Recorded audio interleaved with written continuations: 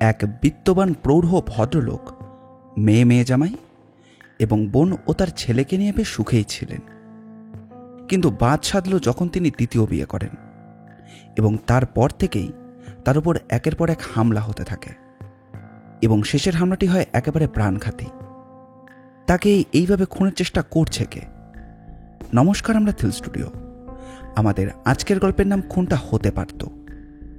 গল্পটি নেওয়া হয়েছে গৌতম রায়ের লেখা রহস্যবিদী নীলাঞ্জন ব্যানার্জি থেকে।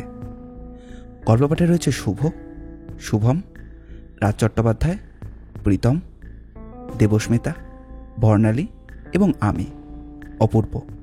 পোস্টার ডিজাইন করেছে অর্কজিৎ। গল্পটি মন দিয়ে শুনুন। তবে হ্যাঁ, আমাদের চ্যানেলটিকে সাবস্ক্রাইব না করে থাকলে অবশ্যই করবেন। এই রকম গোয়েন্দা গল্প ও অ্যাডভেঞ্চার গল্প আমরা প্রায়ই নিয়ে আসি। তাহলে আর বেশি দেরি না করে চলুন শুরু করা যাক। বাস থেকে নেমেই দীপু বলল, ধর কাজটা গুরু, তুমি কিন্তু খুবই খারাপ করলে। প্রথমটা নীল কিছুই বুঝতে পারল না। অবশ্য দীপু যে এরকম আগা পস্তলাহীন কথা বলে সেটা নীল বেশ ভালো করেই জানে। বিস্মিত না হয়েই সে বলল, খারাপ কাজ বলতে কি বোঝাচ্ছিস? দুম করে বলা নেই কওয়া নেই মরিচটা বেচে দিলে। ভাবো তো, সে কোথা থেকে কোথায় বাসে চেপে আসা। খুব আয়েসি হয়ে গেছিস। মোটর না হলে বাবুর আর কোথাও যাওয়া হয় না। তোর জন্যই গাড়িটা বেচেছি। থাক, মিথ্যে কথা আর বলো না গুরু। বলো পুরনো গাড়িটাকে আর ভালো লাগছিল না, মাল ঝেড়েছ নতুন একটা কিনবে বলে। তুই খুব বুঝেছিস। নে, এখন ঠিকানাটা খুঁজে বার করতে হবে। নিউ আলিপুর থেকে লেক টাউন, রাস্তাটা অনেকখানি। দীপুর মতো ইয়াং ছেলেদের তো বোর করবে। কিছুদিন হলো নীল ব্যানার্জি তার পুরনো মডেলের মরিচটা বিক্রি করে দিয়েছে। গাড়িটা বেশ কিছুদিন ধরেই জ্বালাচ্ছিল। একজন গোয়েন্দার একটা ছোটোখাটো নিজস্ব গাড়ি থাকা খুবই দরকার। হুট করে বললেই তো আর ট্যাক্সি পাওয়া যায় না এই শহরে। আর বাসের অবস্থা তো প্রায়শই ঝুলন্ত।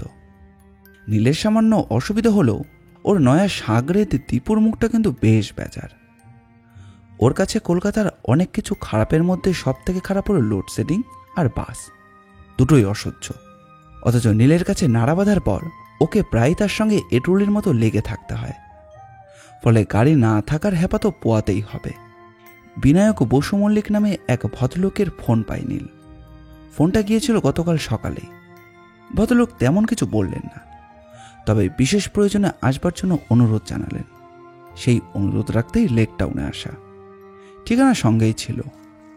Lake town VIP bus stop থেকে লেক টাউনে ঢুকে মনসাতলায় গিয়ে ডান দিকের রাস্তায় বি ব্লক। এসব জায়গায় ভালো করে পথ নির্দেশ না নিয়ে গেলে ঠিকানা নিয়েও বারবার ঘুরপাক খেতে হয়। এক্ষেত্রে অবশ্য তেমন অসুবিধা হলো না। মনসাতলাও পাওয়া গেল উল্টো দিকে ফুটে মিষ্টির দোকান। ডান দিকে দোকান রেখে কিছুটা এগিয়ে গেলেই বি ব্লকের মধ্যে নির্দিষ্ট নম্বরের বিশাল বাড়ি।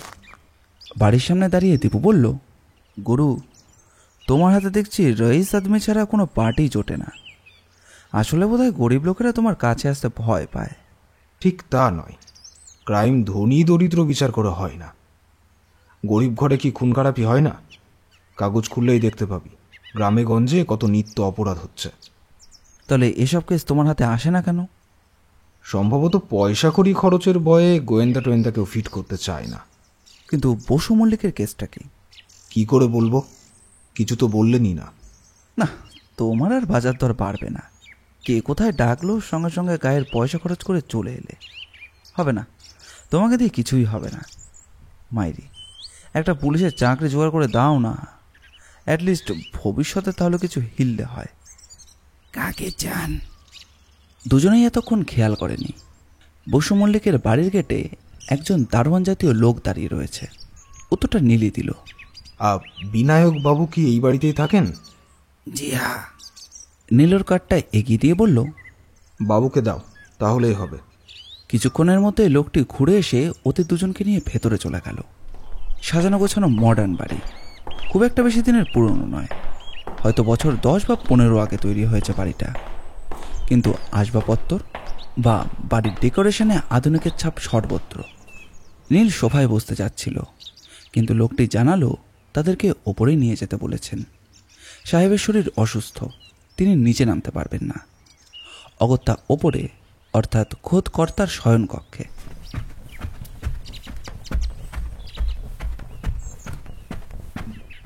লোকটি ওদের পৌঁছে দিয়ে চলে যাচ্ছিল, কিন্তু মালিক হুকুম দিলেন, दरवान बाहर से बंद कर दो। নীল আর দীপুর মধ্যে দৃষ্টি বিনিময় হলো। দুজনেই দুজনকে বোঝাতে চাইল যে ব্যাপারটা গুরুতর। নীল চকিতে ঘরটা দেখে নিল। এটা ওর বরাবরের অভ্যেস, একেবারে হাল ফ্যাশনের শোবার ঘর। আসবাব বলতে একটি আধুনিক ডিজাইনের খাট, খাটের লাগোয়া রেখে ইলেকট্রনিক্স টেলিফোন, হালকা জলপাই রঙের। খাটের চাদর, জানালা, দরজার পর্দা সবই একই রঙের।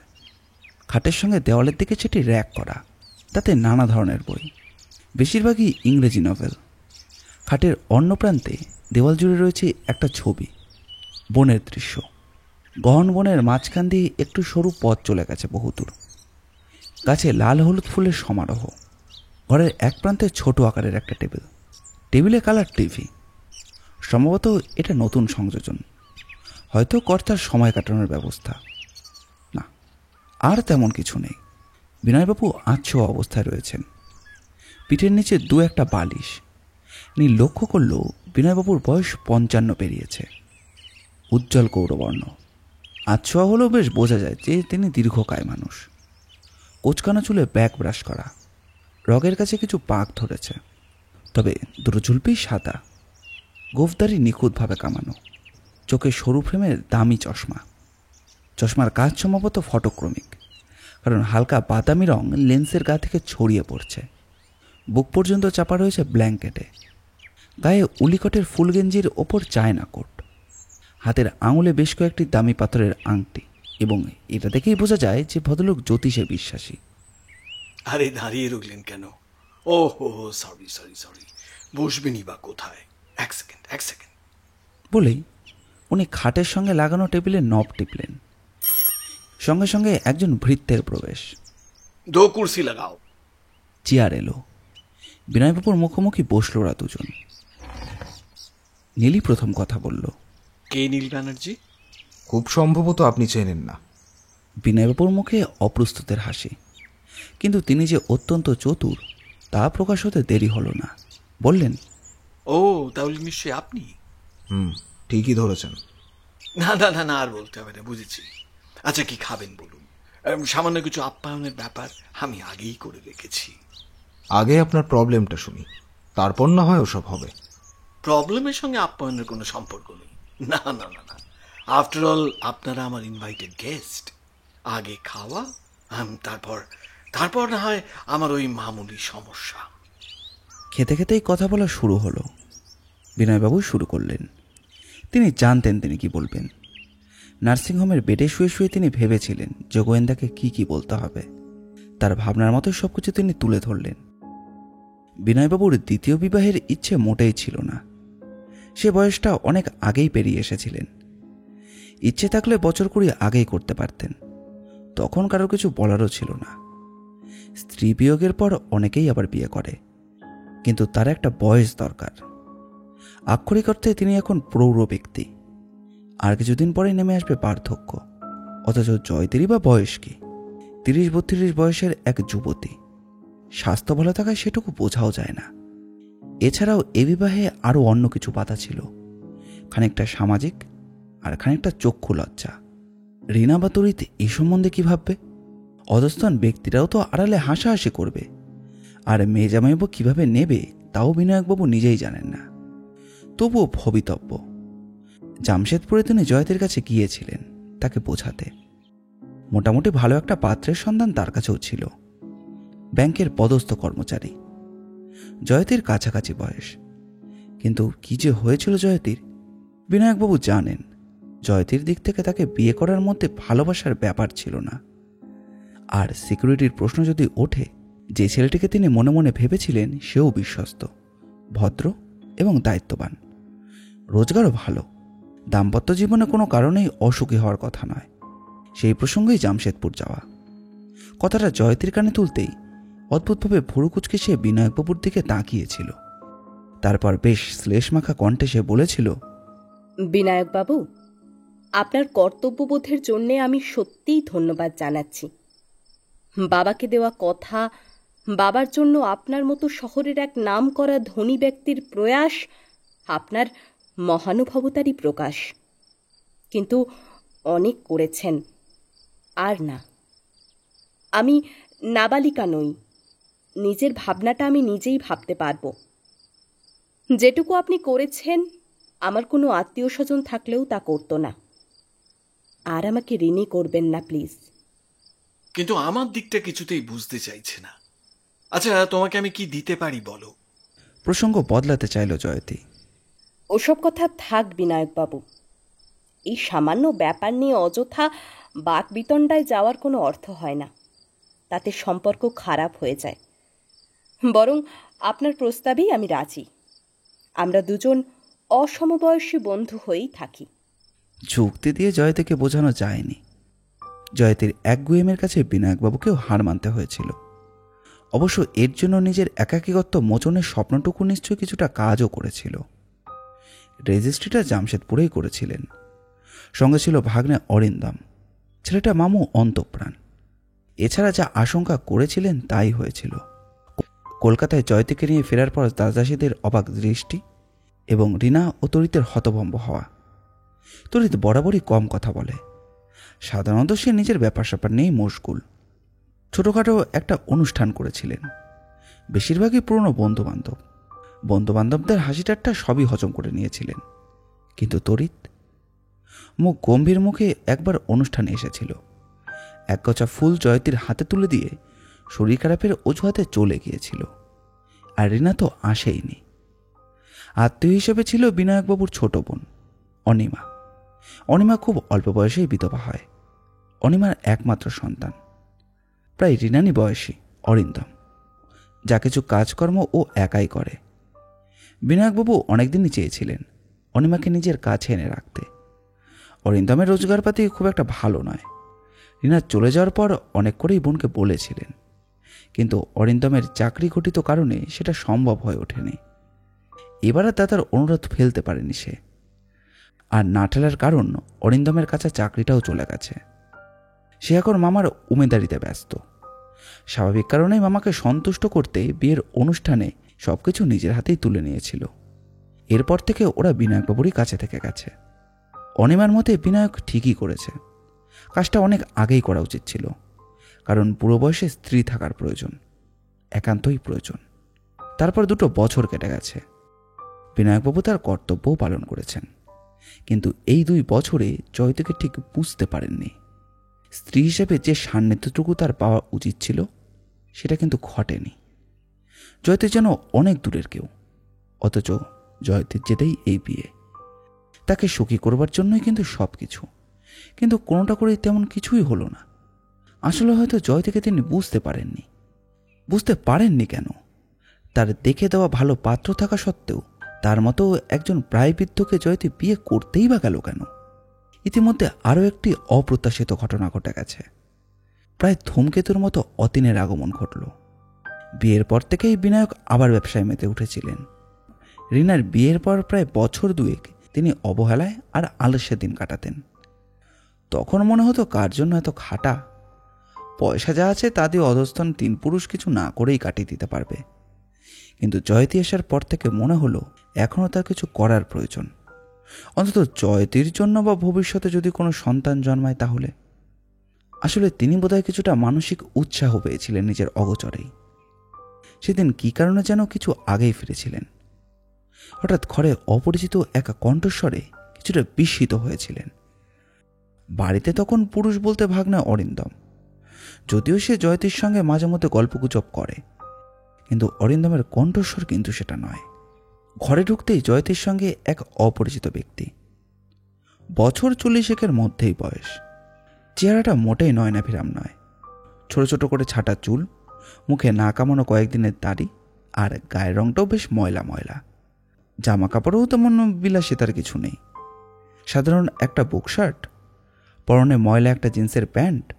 তবে এককালে লোকটার শরীরচর্চার প্রবণতা ছিল, সেটা মোটামুটি আন্দাজ করা যায়। বিনায়কবাবু ঘরে ঢুকেই বুঝলেন কোনো কারণে লোকটি যেন বিষণ্ণ। তার কণ্ঠস্বর যেটুকু শুনেছিলেন তাতে যেন একটু মিনমিনে ভাব। লোকটিকে নিরীক্ষণ করতে করতে জয়তীর দিকে তাকালেন। জয়তীকে দেখে মনে হলো সামান্য অপ্রস্তুত। একে তো ঠিক চিনলাম না জয়তী। জয়তী একবার লোকটির দিকে তাকালো। আই সি, বিনায়কবাবুর মুখে কৌতূহল মিশ্রিত একটি অবজ্ঞা ফুটে ওঠে। নমস্কার। দাঁড়িয়ে পড়লেন কেন? বসুন। অতি সামান্য ইতস্তত করে বলে, না মানে ইয়ে, হ্যাঁ বসি। বলেই সে কোচের উপর ধপ করে বসে পড়ে। বিনায়কবাবু অতীব ভদ্রলোক। অতীনকে আর বিব্রত না করে বলে, ঠিক আছে জয়তী, আমি ওপরে যাচ্ছি, তুমি কথা বলো। আর ওকে চা জলখাবার দিয়েছ? জয়তীর মুখের বিরূপতা কিন্তু তখনও সরেনি। সে বলে ওঠে, না, তোমার কোথাও যাবার দরকার নেই। ওর সঙ্গে আমার কথা হয়ে গেছে। অতীন, তোমার সঙ্গে আমার কথা শেষ হয়ে গেছে। উনি আমার স্বামী, বিনায়ক বসু মল্লিক। আমাকে এখন ওপরে যেতে হবে। হ্যাঁ হ্যাঁ, তা তো বটেই। ঠিক আছে, আজ আমি উঠি। আর কোনো কথা না বলে অতীন চলে গিয়েছিল। পরে বিনায়কবাবু শুনেছিলেন অতীনের পুনরাগমনের কারণ। 10 বছর আগে একটা টুর্নামেন্ট খেলতে গিয়ে ওর মালাই চাকি ভেঙে গিয়েছিল। মালাই চাকি ভাঙার অর্থ হলো খেলাধুলা জীবনের সমাপ্তি। একে তো ওর তেমন কোনো রোজগার ছিল না, তার উপর মার কথা মতো সে পর্ণা নিয়েই বিয়ে করতে যাচ্ছিল। এর উপর নিজের রোজগারের পা ভাঙা স্বামী কেমন করেই বা মায়ের অনিচ্ছা সত্ত্বেও বউ নিয়ে আসে ঘরে। তা তোমার সঙ্গে আর দেখাই বা করেনি কেন? লজ্জায়, তাই তো বলল। তা এখন ভদ্রলোক কি করেন? ওই এটা সেটা। কিন্তু চেহারা চালচলন তো খুব একটা সচ্ছলতার কথা বলছে না। রোজগারি করে না, তার আবার সচ্ছলতা। তা উনি কি চান? আমার করুণা। কিরকম? আমি ওকে খুঁজে না পেলে কি হবে? ও বরাবরই আমার খোঁজ খবর রাখত। এমনকি জামশেদপুরে যে অল্প মাইনের কেরানিগিরি করতুম, সেটাও ওর জানা। তা তখন দেখা করলো না কেন? প্রথমটা না হয় বুঝলাম, নিজের দীনতা, নিজের গরিব অবস্থাটা তোমার কাছে তুলে ধরতে পারিনি। যদিও প্রকৃত ভালোবাসার ক্ষেত্রে এই ধরনের মানসিকতা থাকাই উচিত নয়। সে যাই হোক, কিন্তু যখন ও দেখলো তুমি যা হোক কিছু চাকরি করো, তখন জয়দে কোনো উত্তর না দিয়ে চুপ করে বসে রইল। তারপর বলল, অতীনকে আমি ঠিক চিনতে পারিনি। ও বোধহয় কোনোদিনই আমাকে চায়নি। চেয়েছে টাকা। স্বপ্ন দেখত ভবিষ্যতে মস্ত খেলোয়াড় হবে, তার উপর পাবে সুন্দরী বউ। কিন্তু ও যখন দেখল খেলোয়াড় হিসাবে খুব একটা কিছু করতে পারবে না, তখন কে জানে হয়তোবা সুন্দরী বউয়ের টোপ ফেলে নিজের আখের গোছাবার স্বপ্ন দেখতে লাগলো। আমার তো আজ মনে হয় 20,000 টাকা ও চেয়েছিল ওর মায়ের দোহাই পেরে। তা না হয় বোঝা গেল, কিন্তু এখন কি চায়? ওই যে বললাম, করুণা। আমার বড়লোক স্বামী যদি কোনো ব্যবস্থা হয়। কি ব্যবস্থা? কিছু টাকা চায়, ব্যবসা করবে। কিসের ব্যবসা করতে চায়? কে জানে, আগরুম বাগরুম কত কি বলল, অত শত আমি বুঝি না। বিনয়বাবু চুপ করে কিছুক্ষণ বসে রইলেন। তারপর একসময় বললেন, ঠিক আছে, ওকে তুমি আমার সঙ্গে দেখা করতে বলো। তার মানে তুমি ওকে টাকা দেবে নাকি? একটু বাজিয়ে দেখা যাক না। এরপর থেকে অতীনকে প্রায় বিনয়বাবুর বাড়িতে যেতে আসতে দেখা গেল। কখনো সে বিনয়বাবুর সঙ্গে দেখা করেই চলে যেত, আবার কখনো জয়তীর সঙ্গে বেশ কিছুক্ষণ ধরে গল্পগুজব করে তারপর যেত। বিনয়বাবু সবই লক্ষ্য করতেন, কিন্তু জয়তীকে তিনি বুঝতে পারতেন না। 3 জন মুখোমুখি হলে জয়তী একরকম, আর শুধু অতীনের সঙ্গে থাকলে জয়তী অন্যরকম। না, জয়তীকে বোঝা যায়নি ও ঠিক কী চায়। কিন্তু রিনা, বিয়ের পর সে তো বিনয়বাবুর সঙ্গে দেখা সাক্ষাৎ বন্ধ করে দিয়েছিল। বিনয়বাবু অনেকবার তাকে ফোন করেছেন, ওদের বাড়িতে গিয়ে যোগাযোগ করার চেষ্টাও করেছেন। কি জন্য কি হয়েছে সবকিছু খুলে বলতে চেয়েওছেন মেয়েকে, কিন্তু অভিমানে মেয়ে পণ করেছে বাপের মুখ দর্শনও করবে না। অবশ্য সময় একদিন সবই ক্ষত নিরাময় করে। মানুষ বোধহয় ঘটনাকে ভুলতে চায়। প্রায় মাস 6 পর একদিন রিনা নিজেই এলো। বড় খুশি হয়ে বিনয়বাবু মেয়েকে কাছে টানতে চেয়েছিলেন, তাকে বলতে চেয়েছিলেন হঠাৎ করে কেন এমন নতুন সংসার পাতা। কিন্তু রিনা সে প্রসঙ্গতেই গেল না। সে এমন একটা ভাব দেখালো যে জয়তী বলে কোনো মেয়ে এ বাড়িতে যে আছে সেটা সে জানেই না। বলেও সে জয়তীর নাম মুখেও আনে না। আসে, বাবার শরীর স্বাস্থ্যের খবর নেয়, শুধু এইটুকু। যতটুকু সময় সে তার বাবার সঙ্গে কথা বলে, মাঝে মাঝে পিসিমার সঙ্গেও হাসি ঠাট্টা করে, পিস্তুত ভাই অরিন্দমের সঙ্গেও আড্ডা টাড্ডা দেয়। কিন্তু একদিনের জন্য জয়তীর মুখোমুখি হয়নি। দৈবচক্রে দেখা হয়ে গেলে মুখ ফিরিয়ে অন্য কাজে চলে গেছে। ডাক্তারের সংসারে যখন এই হাল হলো, তখনই ঘটল ঠিক বিভৎস নির্দেশের মাস 6। প্রতিদিন ভোরবেলায় অন্তত মাইলখানেক তাকে হাঁটাহাঁটি করতে হতো। বয়স হচ্ছে, প্রেশারটা হাই, সুগারটাও বাড়তির দিকে। কিছু একটা ব্যায়াম তার পক্ষে অত্যন্ত জরুরি। প্রতিদিন ভোরবেলা উঠে তিনি চলে যেতেন পার্কে। পার্কের মধ্যে চওড়া একটা পুকুর। অন্তত 12-10 পাক নিয়ে তিনি বাড়ি ফিরতেন। সেদিনও বেরিয়েছিলেন, যদিও শীতকাল, তবুও শীত গ্রীষ্ম কিছুই বাদ যেত না। একটু অনিয়মিত হতো বর্ষাকালে। জোরে হাঁটার পক্ষে শীতকাল তো বেশ মনোরম। কুয়াশায় ঘেরা পুকুরের পাশ দিয়ে বেশ জোর কদমেই তিনি হাঁটছিলেন। শীতের ভোরবেলা বলেই হয়তো লোকজন খুব একটা বেশি হতো না। সেদিন তো আরোই ফাঁকা। হঠাৎ দেখলেন উল্টো দিক থেকে কে যেন ছুটতে ছুটতে এগিয়ে আসছে। ব্যাপারটা কিছুই নয়, হামেশাই এরকম হয়। বিনয়বাবু নিজের মনে মনেই হাঁটছিলেন। দৌড়বাজ লোকটা ক্রমশ তার কাছে চলে আসছে।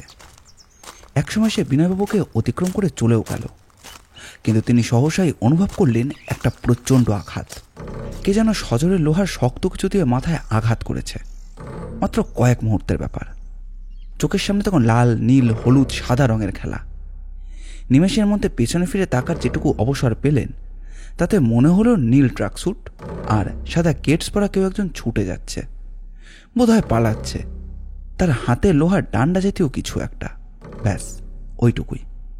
তারপর ধীরে ধীরে সমস্ত অন্ধকার নেমে এলো তার চোখের ওপর। এরপর আর তার কিছুই মনে নেই। তিনি জানেন না যে এই নার্সিংহোমে শুয়েছেন প্রায় 15টা দিন। সময় কাটাচ্ছে নানা অলিক চিন্তায়। সব কথা শেষ করে তিনি চুপ করে গেলেন। তাকে বেশ বিষণ্ণ লাগছিল। খুব সম্ভবত এমন একটা অপ্রত্যাশিত ঘটনার জন্য নিজেই নিজের কাছে লজ্জিত এবং দুঃখিত। নীরবতা ভঙ্গ করে নীল দুম করে একটা প্রশ্ন ছুড়ে দিল। আমাকে কেন ডেকেছেন মিস্টার বসু মল্লিক? না, তা ঠিক জানি না কেন। নার্সিংহোম থেকে ছাড়া পাওয়ার পর বলতে পারেন প্রায় স্বেচ্ছা নির্বাসন নিয়েছি। এই ঘরেই আমি থাকি। আসলে আমি নিজের কাছে নিজে অনেক প্রশ্ন করি। কি প্রশ্ন করেন? ঘটনাটার একটা ব্যাখ্যা খুঁজতে চেষ্টা করি। আজ পর্যন্ত আমি জ্ঞানত কারোর কোনো ক্ষতি করিনি। একেবারেই যে করিনি তা বলা ঠিক হবে না। ব্যবসা করি ছোট থেকেই। ব্যবসা করি বলতে পারেন ধনী হয়েছি। আর ধনী হতে গেলে হয়তো কিছু অসৎ কাজ করতে হয়েছে, কিন্তু ওই পর্যন্তই। ব্যবসা এটা চলে। আমি হয়তো এই কিছু ঘুষ টুস দিয়ে একটা সুযোগ নিয়েছি, আর একজন হয়তো আমার সঙ্গে বুদ্ধির খেলায় পারেনি। কিন্তু যাকে বলে ক্ষতি করা, সেসব কিন্তু আমার কুষ্টিতে লেখেনি। তাহলে কেন? কি কেন? আমাকে মারার চেষ্টা। একটু এদিক ওদিক হলে হয়তো মরেই যেতাম। তার মানে আমি কোনো একজনের কাছে এত হিংসার পাত্র যে সে আমাকে খুন পর্যন্ত করতে পারে। কাউকে আপনার সন্দেহ হয়? সন্দেহ? কাকে সন্দেহ করব বলুন তো? আমি তো কিছুরই হদিশ করতে পারছি না। নার্সিংহোমে থাকতে থাকতেই আপনার কথা আমার মনে হয়েছিল। প্রাইভেট ইনভেস্টিগেটর হিসেবে আপনার নাম আমি খুব শুনেছি, তাই। পুলিশ কি বলছে? ওই যা বলে, খুব সাবধানে থাকবেন। নিশ্চয়ই আপনার কোনো গোপন শত্রুর কাজ। আমরা লক্ষ্য রাখছি, ভয়ের কিছু নেই। এইসব আর কি। আপনি কি চাইছেন? কে কে সে? কেন তার এত রাগ আমার ওপর? কি ক্ষতি আমি তার করেছি যার জন্য সে আমাকে মেরে ফেলতে চায়? এবার কটা প্রশ্ন করি? হ্যাঁ, নিশ্চয়ই। এই পৃথিবীতে অজাতশত্রু বোধহয় খুবই কম আছে। আপনারও শত্রু থাকা স্বাভাবিক, এবং সে খুব মারাত্মক শত্রু। আপনাকে খতম করতেও তার কোনো আপত্তি নেই। আচ্ছা মিস্টার বসু মল্লিক, ঘাড়ে চোট পাবার পর এবং জ্ঞান হারানোর মধ্যে সময়ে আপনি বলছেন আপনি একজনকে দেখেছিলেন। লোকটার পরনে ছিল নীল রঙা ট্র্যাকস্যুট আর সাদা কেটস, মাথায় ঝাঁকড়া চুল, হাতেই একটা লোহার রড। আগে হ্যাঁ। লোকটাকে কিছুতেই মনে করতে পারছেন না? নেও। ওই ঘটনাটা ঘটবার সময় আশেপাশে কোনো লোক, কেউ মর্নিং ওয়াকে যায়নি? হ্যাঁ, গিয়েছিলেন বই কি, তবে কম। একই শীতকাল, তার উপর আবার অত সকাল। তখন কটা? ওই তা ধরুন সকাল 6টা তো হবেই। পার্কটা আপনার বাড়ির থেকে কত দূর? অতি সামান্যই, একটু জোরে হাঁটলে ওই মিনিট 2.5 কি 3 হবে। অজ্ঞান অবস্থায় আপনাকে কে প্রথম আবিষ্কার করেন তা জানেন না? হ্যাঁ, শুনেছি স্থানীয় এক প্রতিবেশী খবরটা বাড়িতে পৌঁছে দেয়। সে ভদ্রলোক কোথায় থাকেন? তা তো বলতে পারবো না। আপনি তো বলছেন পুলিশে রিপোর্ট করা হয়েছে। আগে হ্যাঁ। নিশ্চয়ই তাদের এফআইআরও রয়েছে। ঠিক আছে, সে আমি দেখে নেব। আচ্ছা, আপনার স্ত্রী এখন কোথায়? বাড়িতেই আছেন। তাকেও কি দরকার হবে, মানে ডাকবো? না, একটু পরে। তার আগে কিছু মনে করবেন না। প্রশ্নটা হয়তো আপনার কাছে শ্রুতিমধুর হবে না, তবু আমাকে যখন তদন্তের দায়িত্ব দিতে চাইছেন তখন প্রশ্নটা বাধ্য হয়েই করতে হচ্ছে। না না, এত দ্বিধার তো কোনো কারণ নেই। আমার দিক থেকে গোপনীয়তার কিছুই নেই। করুন করুন, আপনার কি প্রশ্ন? অতীন মজুমদার আপনার স্ত্রীর পূর্বপ্রণয়ী, তাই তো বললেন? জয়তীর কথা মতো তাই, এবং তিনি এককালে স্পোর্টসম্যান ছিলেন। আমি তো সেই রকমই শুনেছি। এখনো কি দৌড়ঝাঁপ করেন? বোধহয় করে, ঠিক বলতে পারবো না। করে আর লাভই বাকি। এই বয়সে তো তার পক্ষে আর কিছু করা সম্ভব নয়। স্বাস্থ্য রক্ষার খাতিরেও তো করতে পারেন, যেমন আপনি কদিন আগেও। আমার আমার ব্যাপারটা আলাদা। তবে কি জানি মশাই, হয়তো করে, কিন্তু সে লোকটা তো থাকে সাউথ ক্যালকাটায়। আপনি কি অতীনকেই সন্দেহ করছেন? কিন্তু সাউথ ক্যালকাটা থেকে এত ভোরে এসে? সেটাই তো আমায় ভাবাচ্ছে।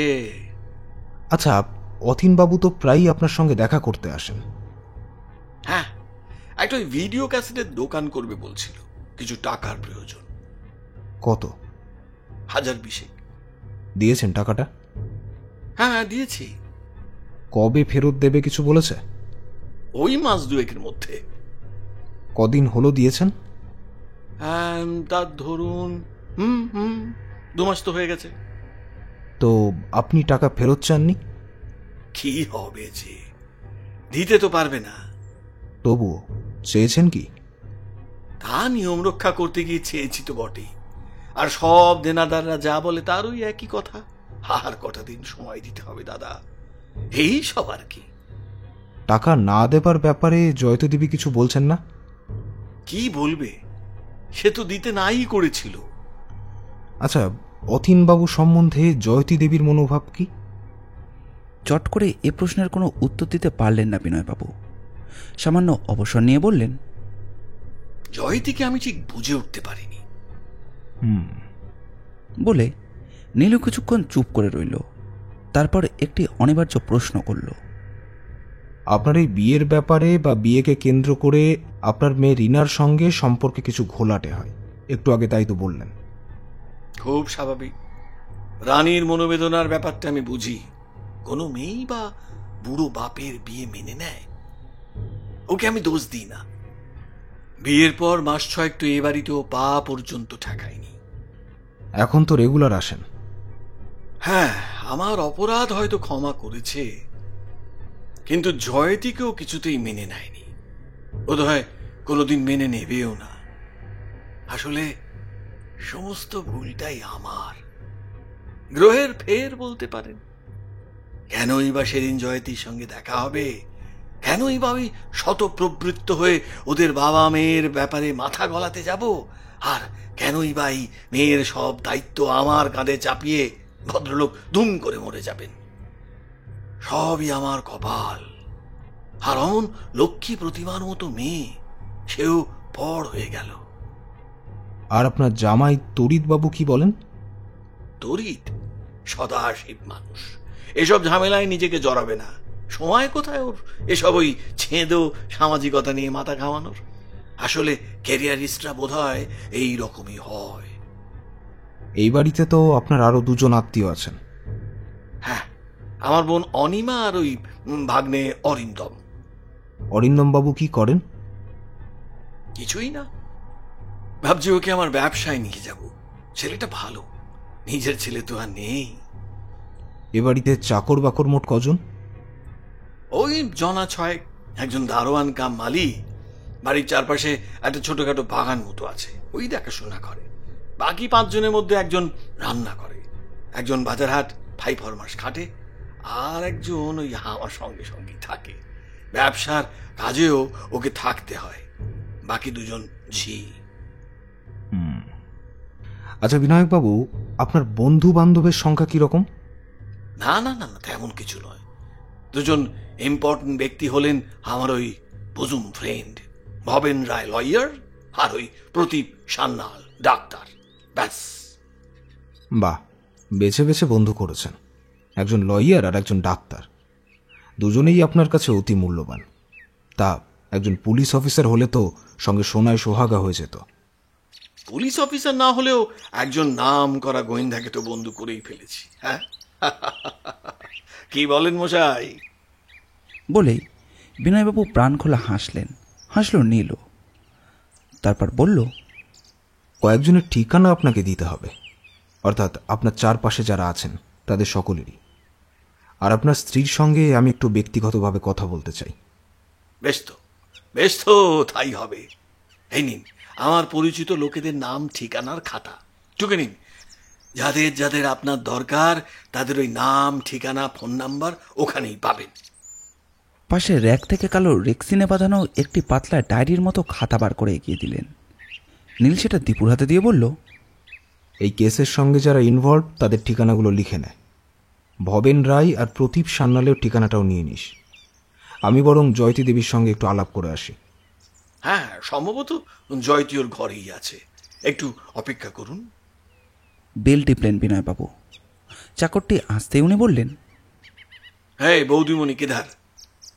সরি ব্যানার্জি বাবু। পরে একদিন দেখা হয়ে যাবে। বেরোবার মুখে নীল ঘুরে তাকিয়ে বলল, কেঁচো খুঁড়তে গিয়ে যদি সাপ বেরিয়ে আসে তাহলে কি করবেন মিস্টার বসু মল্লিক? সামলাতে পারবেন তো? জানি না, তবে ওই সর্বদংশনের পর সর্বদর্শন করতে চাইছি, অবশ্য যদি হতদিন প্রাণে বেঁচে থাকি। ও হ্যাঁ, এইটা রাখুন। আপনার ফিস তো আমি জানি না, হ্যাঁ বসিয়ে নেবেন। একটা সই করা ব্ল্যাঙ্ক চেক এগিয়ে দেন। নীল একবার বিনয়বাবুর দিকে তাকিয়ে বলে, আগেই ব্ল্যাঙ্ক চেক? কাজটা আগে হোক।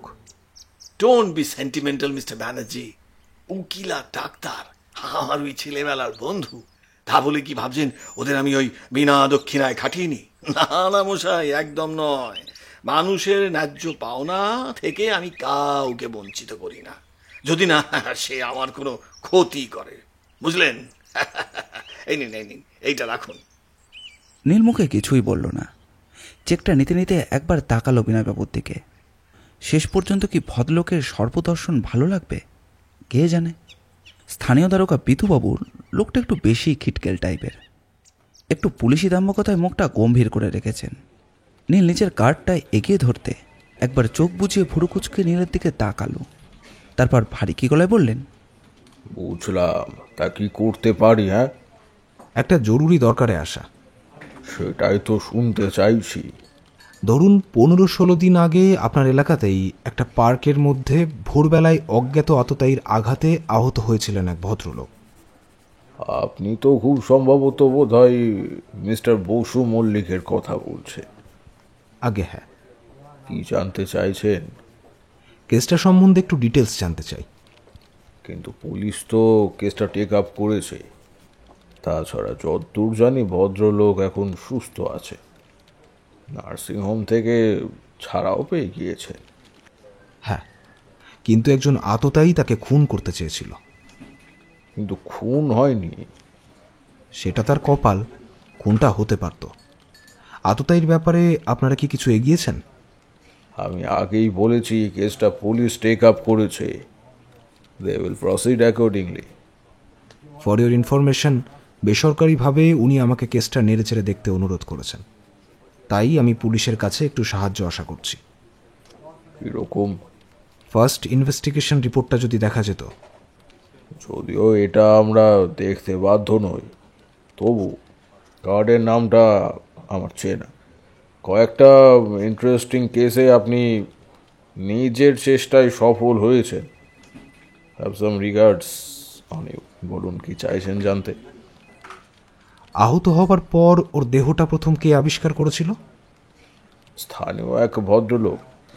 তিনিও ভ্রমণ বিলাসী। আহত বসু মল্লিককে কি আপনারাই নার্সিংহোমে পাঠান? না, ওর বাড়ির লোকেরাই পাঠায়। অর্থাৎ বাড়ির লোকেরাই আপনাদের খবরটা দেন? ইয়েস। ঘটনাস্থলটা নিশ্চয়ই আপনারা দেখেছেন? সেটাই স্বাভাবিক তো। কিছু সূত্র? দুটো জিনিস পাওয়া গিয়েছিল, একটা জুতোর ছাপ, স্পোর্টস শু, 8 নম্বর সাইজ ছিল, ছবি আমাদের কাছে আছে, আর একটা চেন ছেঁড়া ঘড়ি। অবশ্য সেটা জমা দেন ওই ভদ্রলোক, মানে যিনি প্রথম ওর ওই অচৈতন্য দেহটি আবিষ্কার করে। কি ঘড়ি? অত্যন্ত মামুলি ঘড়ি, সেকেলের রিস্ট ওয়াচ, ওয়েস্টার্ন ওয়াচের। সাধারণত এখন আর কেউ ওসব ঘড়ি সেভাবে ব্যবহার করে না। ঘড়ির মালিককে নিশ্চয়ই ট্রেস আউট করা যায়নি? না, বসু মল্লিককে আমরা জিজ্ঞাসা করেছিলাম, ওনার নয়। জুতোর যে মাপ পাওয়া যায় তার সঙ্গে বসু মল্লিকের জুতোর মাপ এক নয়। ওনার মাপ 6 নম্বর, আর ওনার কোনো স্পোর্টস শু নেই। উনি বাটার কেডস পরে প্রাতঃভ্রমণে যেতে। এনিথিং মোর? ঘড়িটা একবার দেখতে পারি? পারে। একজন কনস্টেবলকে দেখে দারোগা ঘড়ি এবং জুতোর ছবিটা আনতে নির্দেশ দিলেন। তারপর নীলের দিকে তাকিয়ে বললেন, সামান্য এই সূত্র ধরে আপনার কি মনে হয় আততায়ী ধরা পড়বে? হ্যাঁ, সামান্য সূত্রই ভবিষ্যতে যে অনেক বড় কিছুর সন্ধান দেবে না, এ কথা কি হলপ করে কেউ বলতে পারে? You are correct. তবে মিস্টার বসু মল্লিক অজ্ঞান হয়ে যাওয়ার আগে যে ছবিটা দেখেছিলেন সেটা কিন্তু খুবই কমন। মানছি, নীল ট্র্যাকস্যুট পরা একটা লোক ছুটে চলে যাচ্ছে, এক মাথা ঝাঁকড়া চুল, তাও সামনের পোর্শন নয়, পিছন দিক থেকে একটা ছুটন্ত শরীর। তবু চেষ্টা করতে দোষ কি? পরাঞ্জপ নিথর মুখে সামান্য হাসির ঝিলিক, হয়তো সেটা বিদ্রুপের, কিন্তু কণ্ঠস্বরে কোনো পরিবর্তন নেই। ভারী ভারী চাচা ছোলা স্বরে তিনি বললেন, বসু মল্লিকের পয়সা আছে, প্রাইভেট গোয়েন্দা দিয়ে ইনভেস্টিগেট করালে কারোরই কিছু বলার নেই। এবং প্রাইভেট গোয়েন্দা ছাড়াও ডিউটি হিসাবে আমরাও তদারকি করব। তবে আমার ব্যক্তিগত ধারণা এই কেস খুব একটা বেশি দূর এগোবে না, যদি না তো তাই ফার্দার কোনো অ্যাটেম্প্ট নেয়। অবশ্য থামলেন কেন? আপনার ধারণাটা বলুন না। ইনভেস্টিগেশনের পক্ষে সেটাও তো কম কিছু নয়। তাছাড়া আপনারা হচ্ছেন renowned and experienced police officer. আপনার ধারণার মূল্য কিছু ফেলে দেওয়ার নয়। দীপু আর চোখে নীলের দিকে তাকালো। নীলের লাইন ধরতে ওর আজকাল খুব একটা বেগ পেতে হয় না। চাটুকারিতা অনেক সময় ম্যাজিকের মতো কাজ এনে দেয়, এক্ষেত্রেও দিল। পরঞ্জপের নিথর মুখে সামান্য বরফ গলা ভাব। পরঞ্জপ বললেন, কনক্লুশন নয়, এটা আমার ধারণা, ভুলও হতে পারে। তবে অপরাধ এবং অপরাধী তো জীবনে কম দেখিনি, তাই আমার মনে হয় যে কেসটা কোনো পুরনো শত্রুতার চোর। এক পুরুষের ধনী, ব্যবসা করে বড়লোক হয়েছেন, ব্যবসায় 2 নম্বরই করতে গিয়ে হয়তো কাউকে ঠকিয়েছেন। এটা তাহারই রিয়াকশন আর কি। আমারও তাই মনে হয়। এক্ষেত্রে লোকটা যতক্ষণ না পর্যন্ত দ্বিতীয় অ্যাকশনে নামছে ততক্ষণ কিছু করারও নেই। সামান্য এই দুটো সূত্র ধরে এগুলো মানে বনহাঁসের সন্ধানে ডিপ ফরেস্টে ঘুরে বেড়ানো। কোথায় খুঁজবেন মশাই? এই বিরাট শহরে 8 নম্বর স্পোর্টস শু পরা মাথা ঝাঁকড়া একটা লোককে? আসল আততায়ী যদি ধরাও পড়ে, ঘড়িটার কথা বেমালুম সে অস্বীকার করবে। আপনি পয়সা পাবেন, আপনি খুঁজুন বনহাঁসের পালক। যদি আপনি সাহায্য করেন। করব, তবে প্রিকশন হিসেবে 2জন সিভিল ড্রেসের আইবিকে ওর বাড়ির সামনে পোস্টিং করেছি। যদি ফার্দার কোনো ঘটনা ঘটে এগুলো যাবে। আসলে পলিটিক্স এসব ঝামেলা নিয়ে আমরা এখন হেভি বিজি আছি মশাই। পরঞ্জপের গোমরা খোলস মুখটা যে কখন খুলে গেছে সেটা তার খেয়ালই ছিল না। নিজের অক্ষমতা আর অব্যবস্থার কথা হুশহাস করে বলে ফেলেছিলেন তিনি। আর তেমন কিছু শোনার বাসনাও ছিল না। নীল উঠে পড়ল, সঙ্গে দীপুও। ইতিমধ্যে ঘড়ি আর জুতোর ছাপের ফটোকপিটা এসে গিয়েছিল। ভালো করে দেখে নিয়ে নীল ওগুলো ফেরত দিয়ে দিল। অনেক ধন্যবাদ বলে দরজার দিকে এগোতে গিয়েও থেমে গেল। ঘুরে তাকিয়ে বলল, বসু মল্লিকের ব্যবসাটা যেন কিসের, খোঁজ নিয়েছেন? না, তবে ওর মুখে শোনা এক্সপোর্ট ইম্পোর্টে 2 নম্বরই কিছু ব্যাপারও আছে। অনেক দুষ্প্রাপ্য বস্তুর আদান প্রদান চলে। রিসেন্টলি উনি নাকি চামড়া আর চা ফেরেন সাপ্লাই দেওয়ার লাইসেন্স পেয়েছেন। ধনী তো হবেনি। অনেক ধন্যবাদ। ভবিষ্যতে আপনার সাহায্য আমার বেশি করে দরকার হবে। দয়া করে মুখ ফিরিয়ে নেবেন না। পরাঞ্জপ আবার কখন যেন গম্ভীর হয়ে গেছেন। একদৃষ্টে নীলের দিকে তাকিয়ে বললেন, অফকোর্স নট। বলতে গেলে বসু মল্লিক একরকমের গৃহবন্দী।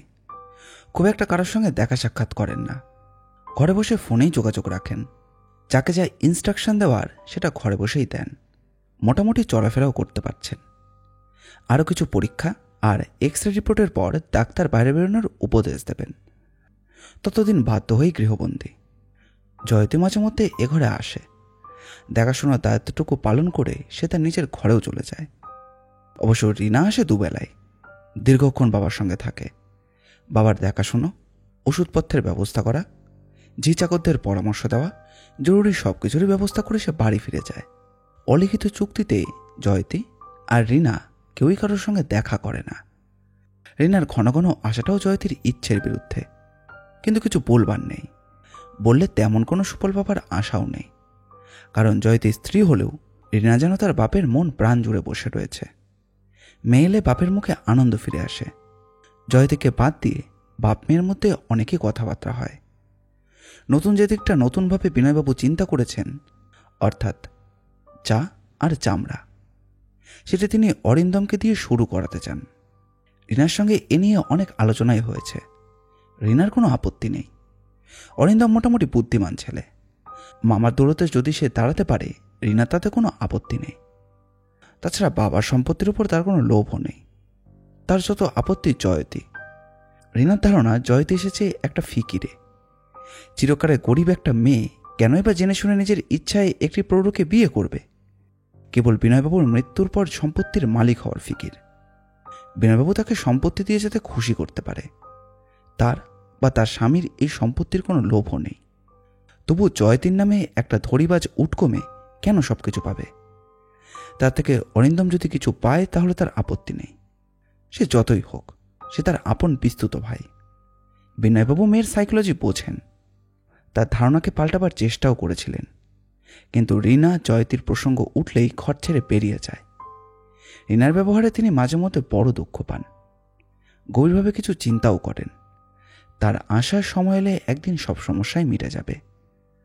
মোটামুটি একটা উইলও তার করা হয়ে গিয়েছিল। কিন্তু জয়ন্তী আসার পর থেকেই সেই উইলটা পাল্টাতে তিনি বাধ্য হয়েছেন। একমাত্র ভবেন উকিল ছাড়া সেই উইলের কথা আর কেউই জানে না। আসলে বিনয়বাবু আবার নতুন করে একা হয়ে গেছেন। আগের নিঃসঙ্গতা ছিল এক রকমের, তবুও তখন রিনা ছিল। আর এখনকার নিঃসঙ্গতা অন্যরকম। এখন রিনা দূরে সরে গেছে। তার সঙ্গে সবকিছু আলোচনা করা হয় না। করতে চাইলেও সে নিজে থেকে সরে যায়। আর জয়তী, সে যে কি দুর্বোধ্য। ঘরের আলো নিভিয়ে দিয়ে জানলার কাছে দাঁড়ালেন বিনয়বাবু। প্রতিটা সন্ধ্যের এই দৃশ্যটা তার কাছে মোটেও দৃষ্টিনন্দন নয়। হ্যাঁ, সেই একই দৃশ্য তিনি আজও দেখছেন। বাড়ির লাগোয়া একটি বাগানে আজও সেই যুগল মূর্তি। খুব ভালো করেই জানেন ওই দুজন কারা, জয়তী আর অতীন। ওই জয়তী একদিন অতীনের উপর বিরক্ত ছিল। তার নাম শুনলেও তার মুখে নেমে আসতো বিরূপতা। আর আজ ঘনিষ্ঠ দুজনকে দেখে মনে হয় ওদের অভিমান পর্ব শেষ হয়ে গেছে। চুকে বুকে গেছে ভুল বোঝাবুঝির পালা। হয়তো নতুন করে ফিরে পেয়েছে হারিয়ে যাওয়া ভালোবাসা। না, ভুল ওদের নয়, ভুল তার নিজের। এত বয়স হলো, অভিজ্ঞতাও তো কিছু কম নয়। কেন তিনি বোঝেননি জয়তীকে তার বিয়ে করা উচিত ছিল না? মেয়েরা অনেক কিছুই ভুলতে পারে, কিন্তু প্রথম ভালোবাসার মানুষকে কখনোই ভোলা সম্ভব নয়। তিক্ততা কেটে যেতেও তেমন কোনো সময় লাগে না। সামান্য কিছু ঘনিষ্ঠতার পর চলে যায় সব অভিমান। পুনরায় দুজন দুজনকে ফিরে পেতে চায়। কিন্তু এ নিয়ে যে লোকে বড় হাসাহাসি করবে, কি বলবে সবাই? একে তো সবাই আড়ালে বলছে বুড়ো বয়সে ভীমরতি, হয়তো তাই, কিন্তু আজ যদি জয়তী অতীনের হাত ধরে চলে যায়, সেটা কি সম্মানের হবে? তার মান ইজ্জত যেটুকু আছে সেটিও ধুলোয় মিশে যাবে। অথচ জয়তী, তাছাড়া ফুলের মতো রূপ যৌবন সাজানো টলি, কি দিতে পারে তিনি জয়ন্তীকে একমাত্র মুক্তি ছাড়া? জয়তীর দিক থেকে বিচার করলে উচিত জয়তীকে মুক্তি দেওয়া। সত্যি কথা বলতে কি, বিয়ে করতে বাধ্য হয়েছিলেন তিনি, সামনে তার কোনো পথই খোলা ছিল না। আর আবারও সব চিন্তাগুলো এলোমেলো হয়ে গিয়েছিল বিনয়বাবুর। যে চিন্তার সঙ্গে নার্সিংহোমের ঘুমের ওষুধ খেয়ে শুয়ে থাকা বিনায়কের চিন্তার কোনো মিলই নেই। কে বিয়ে করেছিল, জয়তী বিনায়ককে না বিনায়ক জয়তীকে? একটা বিরাট কিন্তুর প্রশ্ন কিন্তু তাকে কুড়ে কুড়ে খাচ্ছে অবিরত।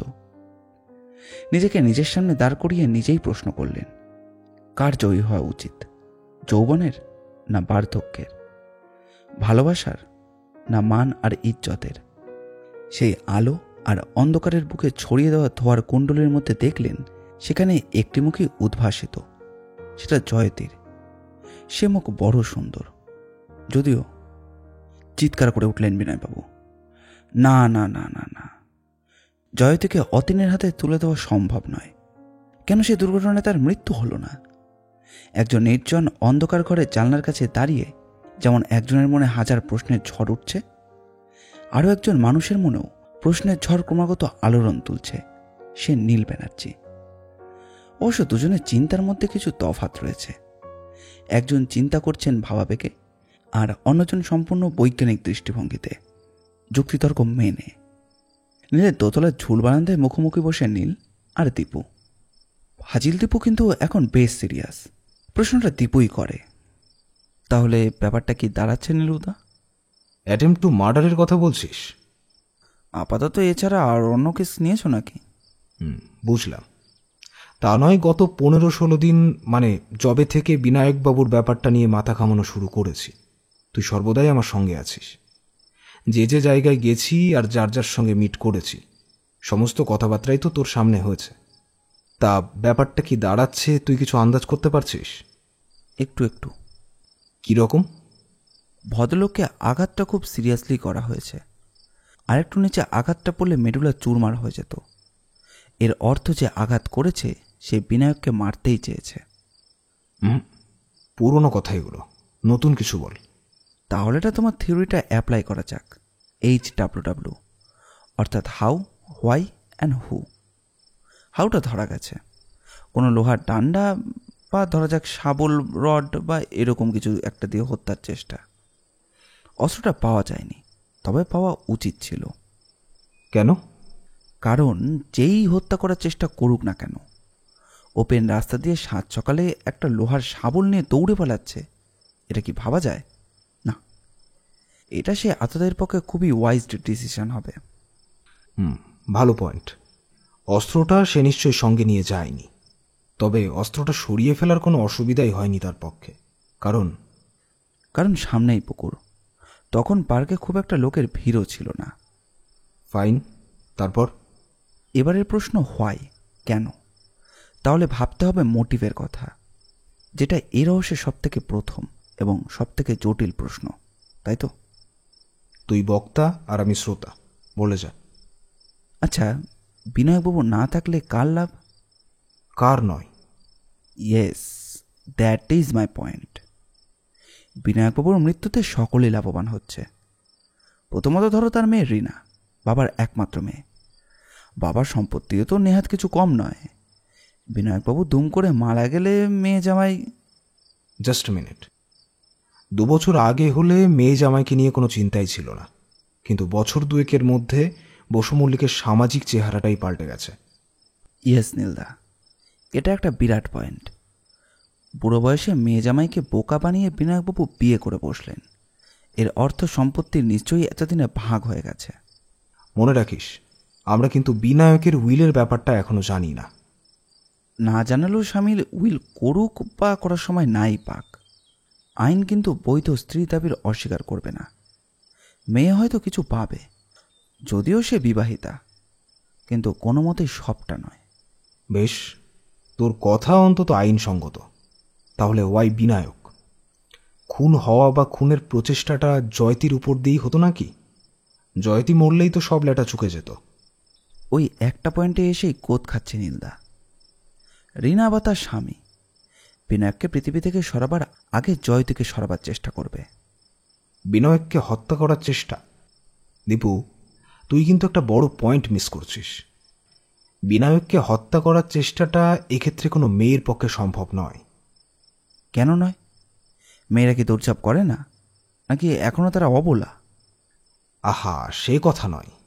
এখানে বিনায়কের আশেপাশে সমস্ত মেয়েই আছে, অর্থাৎ রিনা, জয়তী আর অনিমা দেবী। এরা কেউই পিটি ঊষা নয়। ঠিক আছে, তোমার কথা না হয় মেনে নিচ্ছি, তবে মেয়েদের যোগসাযোগ তো থাকতেই পারে। সে পারে। আমার কিন্তু একটা লোকের ওপর প্রচণ্ড সন্দেহ হচ্ছে। অতীন? সুযোগ, সুবিধা, প্রাপ্তিযোগ কি নয়, প্রবাবিলিটি অ্যান্ড অ্যাবিলিটি দুটোই। বিনায়ক মূল্যে প্রথম নগদ 20,000 টাকার দেনা থেকে মুক্তি পাওয়া, কারণ এরিনের কোথাও কোনো রিটার্ন ডকুমেন্ট নেই, এবং আরেকটু এগিয়ে গেলে রাজত্ব এবং রাজকন্যা সমেত। তুই বলছিস জয়তীর সঙ্গে অতীনের রিলেশনটা এখনো আছে? জয়তীকে এত সাধু ভাবার কোনো কারণ দেখছি না। তাছাড়া বিনায়ক বারবার একই কথা বলে গেছেন, জয়তীকে তিনি চিনতে পারেননি। নিশ্চয়ই তিনিও অতীন এবং জয়তীকে নিয়ে কিছু ঘোলাটে আইডিয়া বুঝছেন।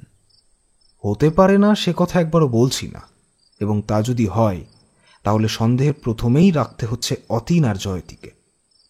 অতীন এককালে ছিল স্পোর্টসম্যান, এবং আমাদের কাছে রিপোর্ট আছে যে সে এখনও দৌড়ঝাঁপ চালিয়ে যাচ্ছে। আমিও সেই কথাই বলতে চাইছি। অরিন্দম আর অনিমা দেবীও কিন্তু সন্দেহের বাইরে নয়। কিন্তু ঠিক যে কারণে রিনা আর তড়িৎকে সম্পূর্ণভাবে সন্দেহ করা যাচ্ছে না, ওদের দুজনকেও কি একই কারণে সন্দেহে দ্বিতীয় পর্যায়ে রাখা যায় না? নীল মাথা নিচু করে ঘা নাড়তে নাড়তে দীপুর কথায় সমর্থন জানাতে থাকে। তাকে বেশ চিন্তামগ্ন দেখালো। কিছুক্ষণ পরে সে প্রায় স্বগতোক্তি করে, বোধহয় কিছু একটা লুকিয়ে যাচ্ছেন। কথাটা দীপুরও কানে গিয়েছিল। বেশ উদ্গ্রীব হয়ে সে জিজ্ঞাসা করে, কি কথাটা? এই মুহূর্তে বলতে পারছি না, তবে কোথাও কিছু একটা সত্যিই উনি আমাদের কাছে প্রকাশ করেননি, যার ফলে একটা অসঙ্গতি। কি অসঙ্গতি? ধরতে পারছি না, কিন্তু সামান্য একটু চুপ করে থেকে বেশ দৃঢ়স্বরেই বলল, মাস্ট, হতেই হবে। একটা অসঙ্গতি কোথাও আছে, নইলে অঙ্ক মিলবে না। মায়েরি গুরু, তুমি আবার হেয়ালে আরম্ভ করে দিচ্ছ, খুলে বলো। দূর, আমি তো নিজেই সেই পয়েন্টটা ধরতে পারছি না, তোকে বলবো কি করে? একবার উকিল আর ডাক্তারের সঙ্গে ভিজিট করে আসাটা দরকার। তার আগে অতীনকে দরকার, তাকে তার রাস্তাতেই ধরতে হবে। চল, যদি কিছু বেরোই। দীপু, রেডি হয়ে যা। ঠিক গাছতলাটা ক্রস করলেই স্ন্যাপ করে নিবি, মিস করিস না কিন্তু। মিস হবে না, তবে যা ফগ। আরে ফগটাই তো আমাদের দরকার। তোর হাতেই রয়েছে ক্যামেরা, না পারিস তো আমাকে দে। আরে তুমি চুপ করো তো। তারপর ক্যামেরা অ্যাডজাস্ট করতে করতে দীপু বলল, আচ্ছা নীলদা, সামনে থেকে বোধহয় একটা শট নেওয়া উচিত। নিশ্চয়ই। কাক ডাকা ভরে নীল আর দীপু ক্যামেরা নিয়ে গাছতলায় এসে হাজির হয়েছে। দিন দুয়েক ওরা এভাবেই এই গাছতলায় দাঁড়িয়ে থাকে। অতীন এই 40 বছরের পুরনো রেওয়াজটা ছাড়তে পারেনি, খেলাধুলো ছেড়ে দিয়েছে। পয়সা কড়িরও সচ্ছলতা নেই, কিন্তু প্রতিদিন ভোরে ও দৌড়টা এখনও বজায় রেখেছে। ভিক্টোরিয়ার পাশ দিয়ে দৌড় শুরু করে, প্রায় 12 ঠিক ভিক্টোরিয়াকে বাঘ খেয়ে একসময় বাড়ি ফিরে যায়। বিনয়বাবুর মূর্ছিত হওয়ার আগের মুহূর্তের ছবিটার সঙ্গে হুবহু মিলে যায়। নীল ট্র্যাকস্যুট আর সাদা কেটস। দুদিন ওয়াচ করবার পর নীলের মনে হয়েছিল ছবিটা তুলে রাখবার প্রয়োজন। দীপুর হাতে ক্যামেরা ধরিয়ে ও অপেক্ষা করছিল অতীনের। এই রাস্তাতেই অতীনের প্রভাতী দৌড়। শীতের সকাল, কুয়াশাটা কাটেনি। নীল ঘড়ির দিকে তাকালো, সবে 6:45। এখনও তেমন ভিড় হয়নি। প্রায় ঘড়ির কাটা ধরেই অতীন দৌড়তে আসছে। দীপু, বি রেডি, অতীন আসছে। দীপু রেডিই ছিল। প্রায় 100 গজের মধ্যে আসতেই তার ক্যামেরার আওয়াজ হলো, ক্লিক। আর একটু এগোতেই আরও একটা শট। নীল বলল, ফাইন, এবার ব্যাগ থেকে গোটা 2-3 নিয়ে নে, দেখিস আবার তোকে যেন দেখতে না পাই। কোনো উত্তর না দিয়ে দীপু ওর পাতা চিতার মতো ক্যামেরায় থাবা উঁচিয়ে রইল। ভুল নিশানায় ক্যামেরায় আবার দুটো আওয়াজ হলো, ক্লিক ক্লিক। That's fine. নে, এবার ক্যামেরাটা বন্ধ করে একটু অপেক্ষা কর। সিগারেট খাবি? তোমার আজ কি হয়েছে বলো তো? কিছু না, দেখি তুই কত ভালো ক্যামেরাম্যান হয়েছিস। আমার ক্যামেরা ছুটন্ত করার হামেশাই ছবি তুলতে পারে। স্পিড আছে 1000। চেষ্টা করলে পিস্তল থেকে ছিটকে আসা বুলেটেরও ছবি তুলতে পারি। কেরামতি পরে দেখব। নে, জম্পেশ ঠান্ডা, সিগারেটটা ধরা। লোকটাকে পরের বাঁকে ধরতে হবে। পরের বাঁকে অতীন কাছাকাছি আসতেই নীল ওর পথ আগলালো।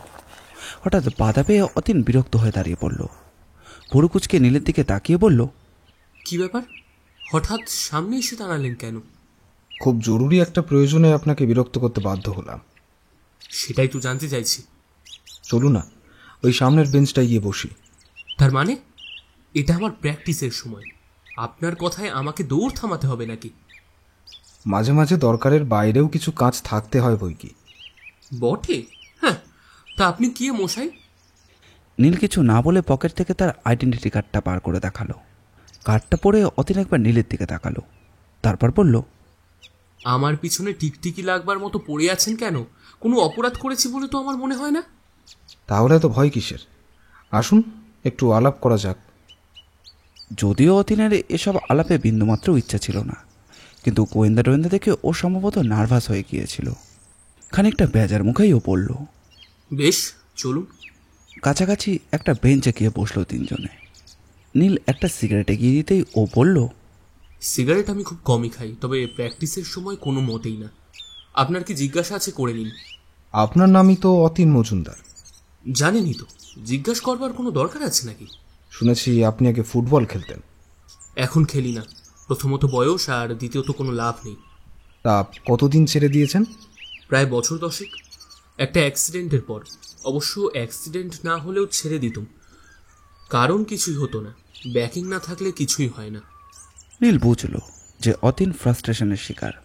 এই হয়, কারোর কোনো ট্যালেন্ট থাকলে যদি সেটা নানা কারণে ফলপ্রসূ না হয়, তখন সে ফ্রাস্ট্রেশনের শিকার হতে বাধ্য। ও প্রসঙ্গ বাদ দিয়ে নীল জিজ্ঞাসা করল, জয়তী দেবী বলে কাউকে আপনি চেনেন? মুখ ফিরিয়ে অতীন একবার নীলকে দেখল, তারপর বলল, হ্যাঁ চিনি, তার সঙ্গে আমার বিয়ে হওয়ারও কথা ছিল। কিছু মনে করবেন না, কেন হলো না জিজ্ঞাসা করতে পারি? কপাল। শুধুই কপাল? তাছাড়া আর কি বলবো, বিয়ের দিন ঠিক হওয়ার পরও হলো না। মাত্র একটা অ্যাক্সিডেন্ট আর সব কিছু ওলট পালট হয়ে গেল। কিন্তু আমি শুনেছিলাম পণ ঘটিত ব্যাপারে। জয়তীর বাবার তাই ধারণা ছিল, কিন্তু এটা সত্য নয়। অ্যাক্সিডেন্টের পর আমায় খেলা ছেড়ে দিতে হয়। একজন খেলোয়াড়ের জীবন থেকে খেলা বাদ দিলে আর কি থাকতে পারে বলতে পারেন? কোন মুখে আমি জয়তীর সামনে গিয়ে দাঁড়াতাম? দাঁড়ালে হয়তো জয়তীর সঙ্গে আমার বিয়ে হতো, কিন্তু তাকে খুব সুখের ব্যাপার হতো। তার উপর আমার কোনো ধরা বাঁধা ইনকামও ছিল না, অবশ্য আজও নেই। জয়তীকে বিয়ে করবার মানে সারা জীবন জয়তীর করুণার পাত্র হয়ে থাকতাম। তাহলে আজ কেন জয়তীর সঙ্গে দেখা করেন? 10 বছর পরে ফের কেন তার সামনে গিয়ে দাঁড়ান? আজ তোর বিয়েও হয়ে গেছে। এই প্রশ্নের কোনো উত্তর দিতে পারল না অতীন।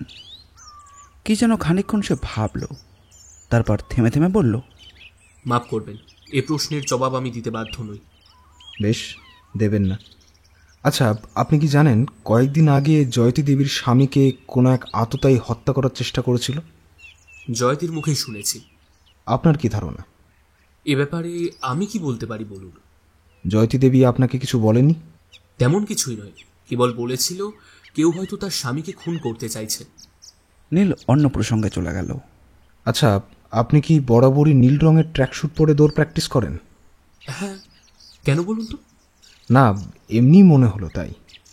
আচ্ছা, আর আপনাকে আটকাবো না, মাত্র একটি প্রশ্ন করব। বিনায়ক বাবুর সঙ্গে তো আপনার আলাপ আছে? কিছুদিনের আলাপ, জয়তী পরিচয় করিয়ে দেয়। ভদ্রলোক কেমন? খুবই ভালো, এক কথায় আমাকে 20,000 টাকা ধার পর্যন্ত দিয়েছিলেন। কিছু না জিজ্ঞেস করেই দিয়েছিলেন?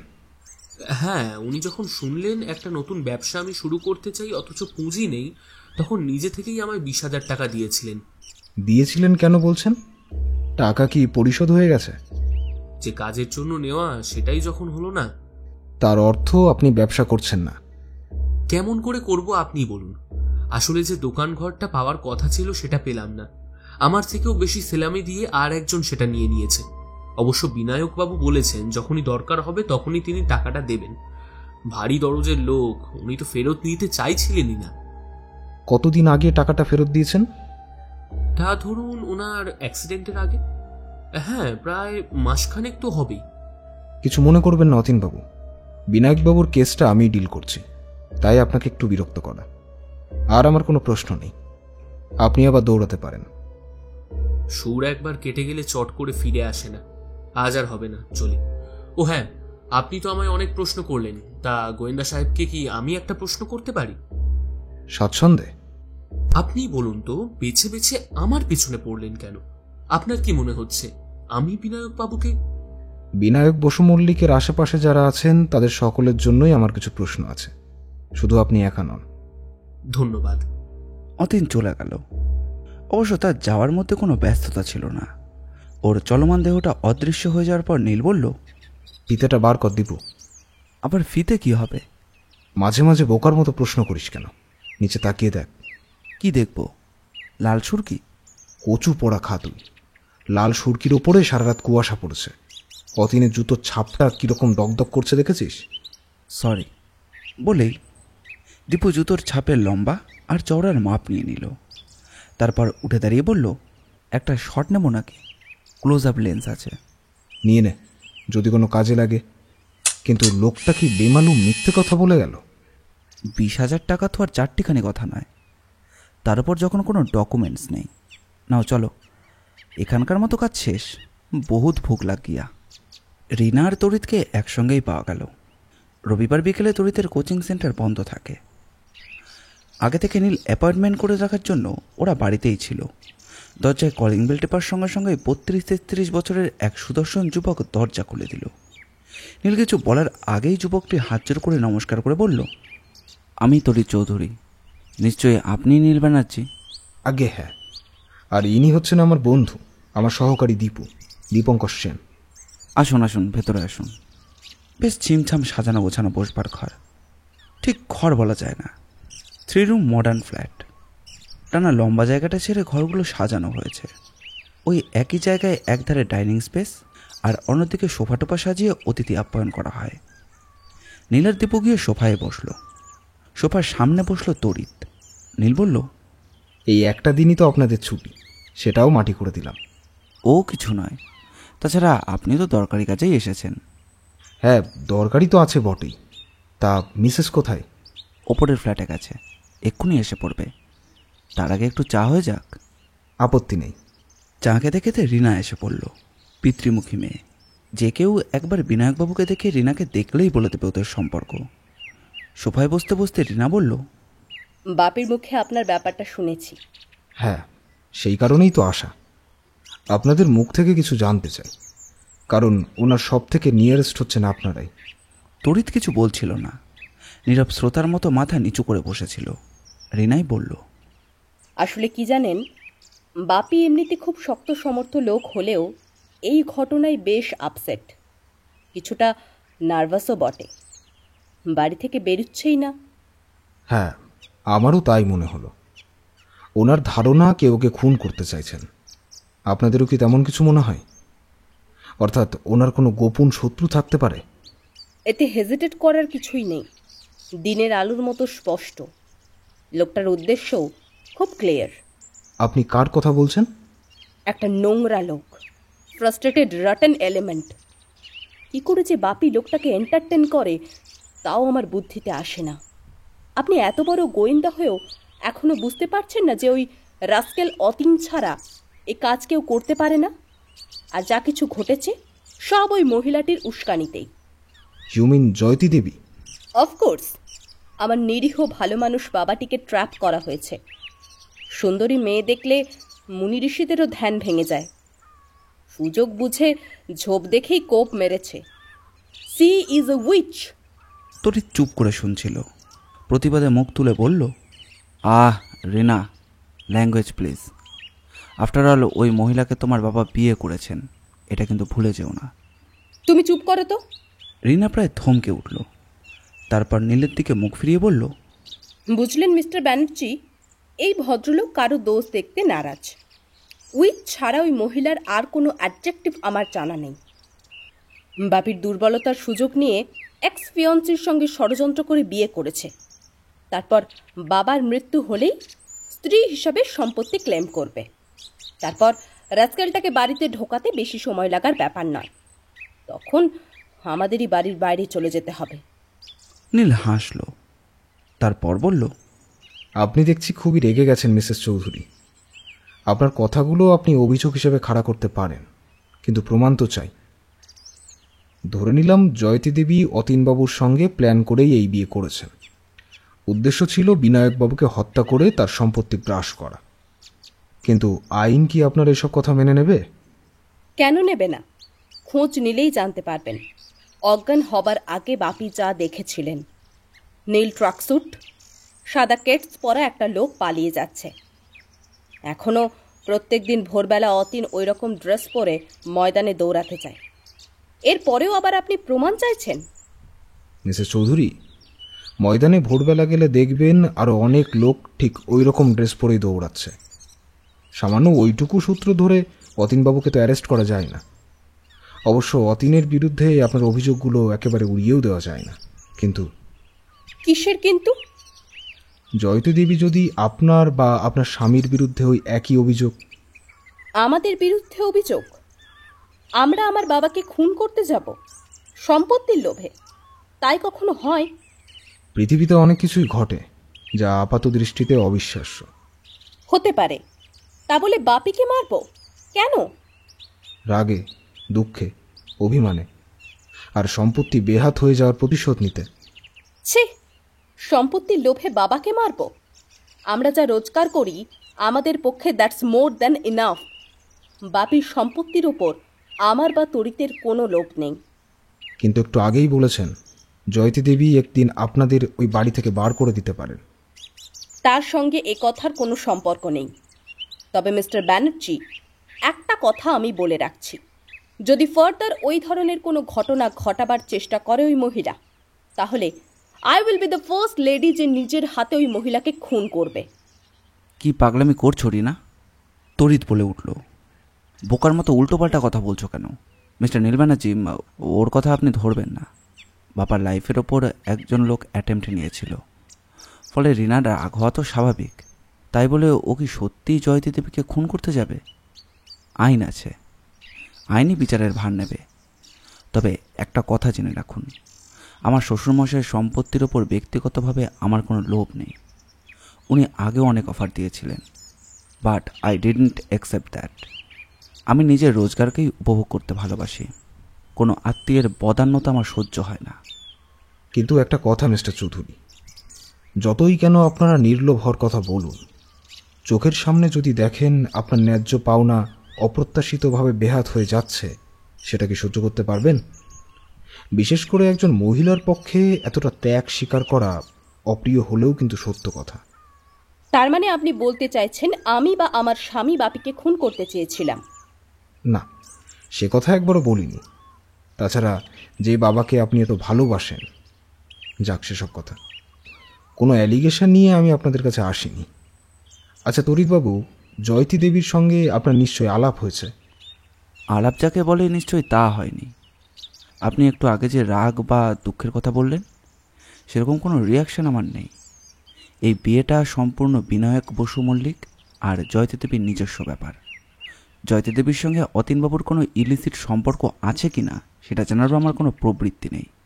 এগুলো বিনায়ক মল্লিকের ভাববার বিষয়। তবে তবে এই বিয়েতে একটু মানবিমানের প্রশ্ন এসে যাচ্ছে। আমার স্ত্রীর সবথেকে খারাপ লাগার ব্যাপার হলো এটাই, এই সমাজে আমি একটা ভালো প্রফেশনে আছি, পেশা আমার শিক্ষকতা। এই সুবাদে বহু মানেগুণী লোকের সঙ্গে আমার ওঠা বসা। তারা জানেন বিনায়ক বসু মল্লিক আমার শ্বশুর, আমার স্ত্রীও শিক্ষয়িত্রী।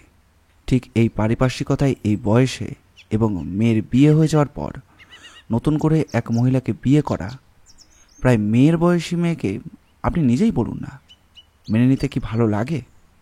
বিদেশে এমন ঘটনা প্রায়ই ঘটে। বৃদ্ধ বয়সে নিঃসঙ্গতা কাটাতে আবার বিয়ে করেন। ছেলে, মেয়ে, জামাই, ছেলের বউ সকলেই সেটা হৃষ্ট মনে মেনে নেয়। আসলে ওই বয়সের নিঃসঙ্গতা অন্য কেউই পূরণ করতে পারে না। কিন্তু আমাদের দেশ, পরিবেশ এবং পারিপার্শ্বিকতা সবসময় সেটা মেনে নিতে পারে না। তাই বলছি ব্যাপারটা তর্কের। তবে সবসময় তর্ক মেনে নিয়ে কি মান সম্ভ্রম বজায় রাখা যায়? অঘটন না জানিয়েই ঘটে। আপনাদের কোথায় লাগছে তা আমি বুঝছি।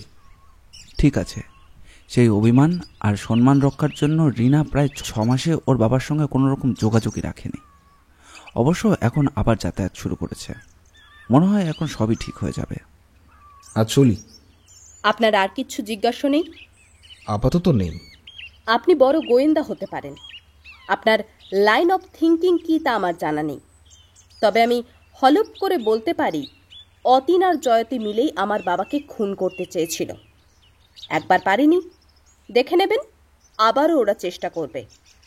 আর তা যদি হয় তাহলে কিন্তু আপনার বিরুদ্ধেই আমি প্রথম স্যুট ফাইল করব। এখনও বলছি, ওদের দিকে আপনি নজর রাখুন। She is a dangerous woman.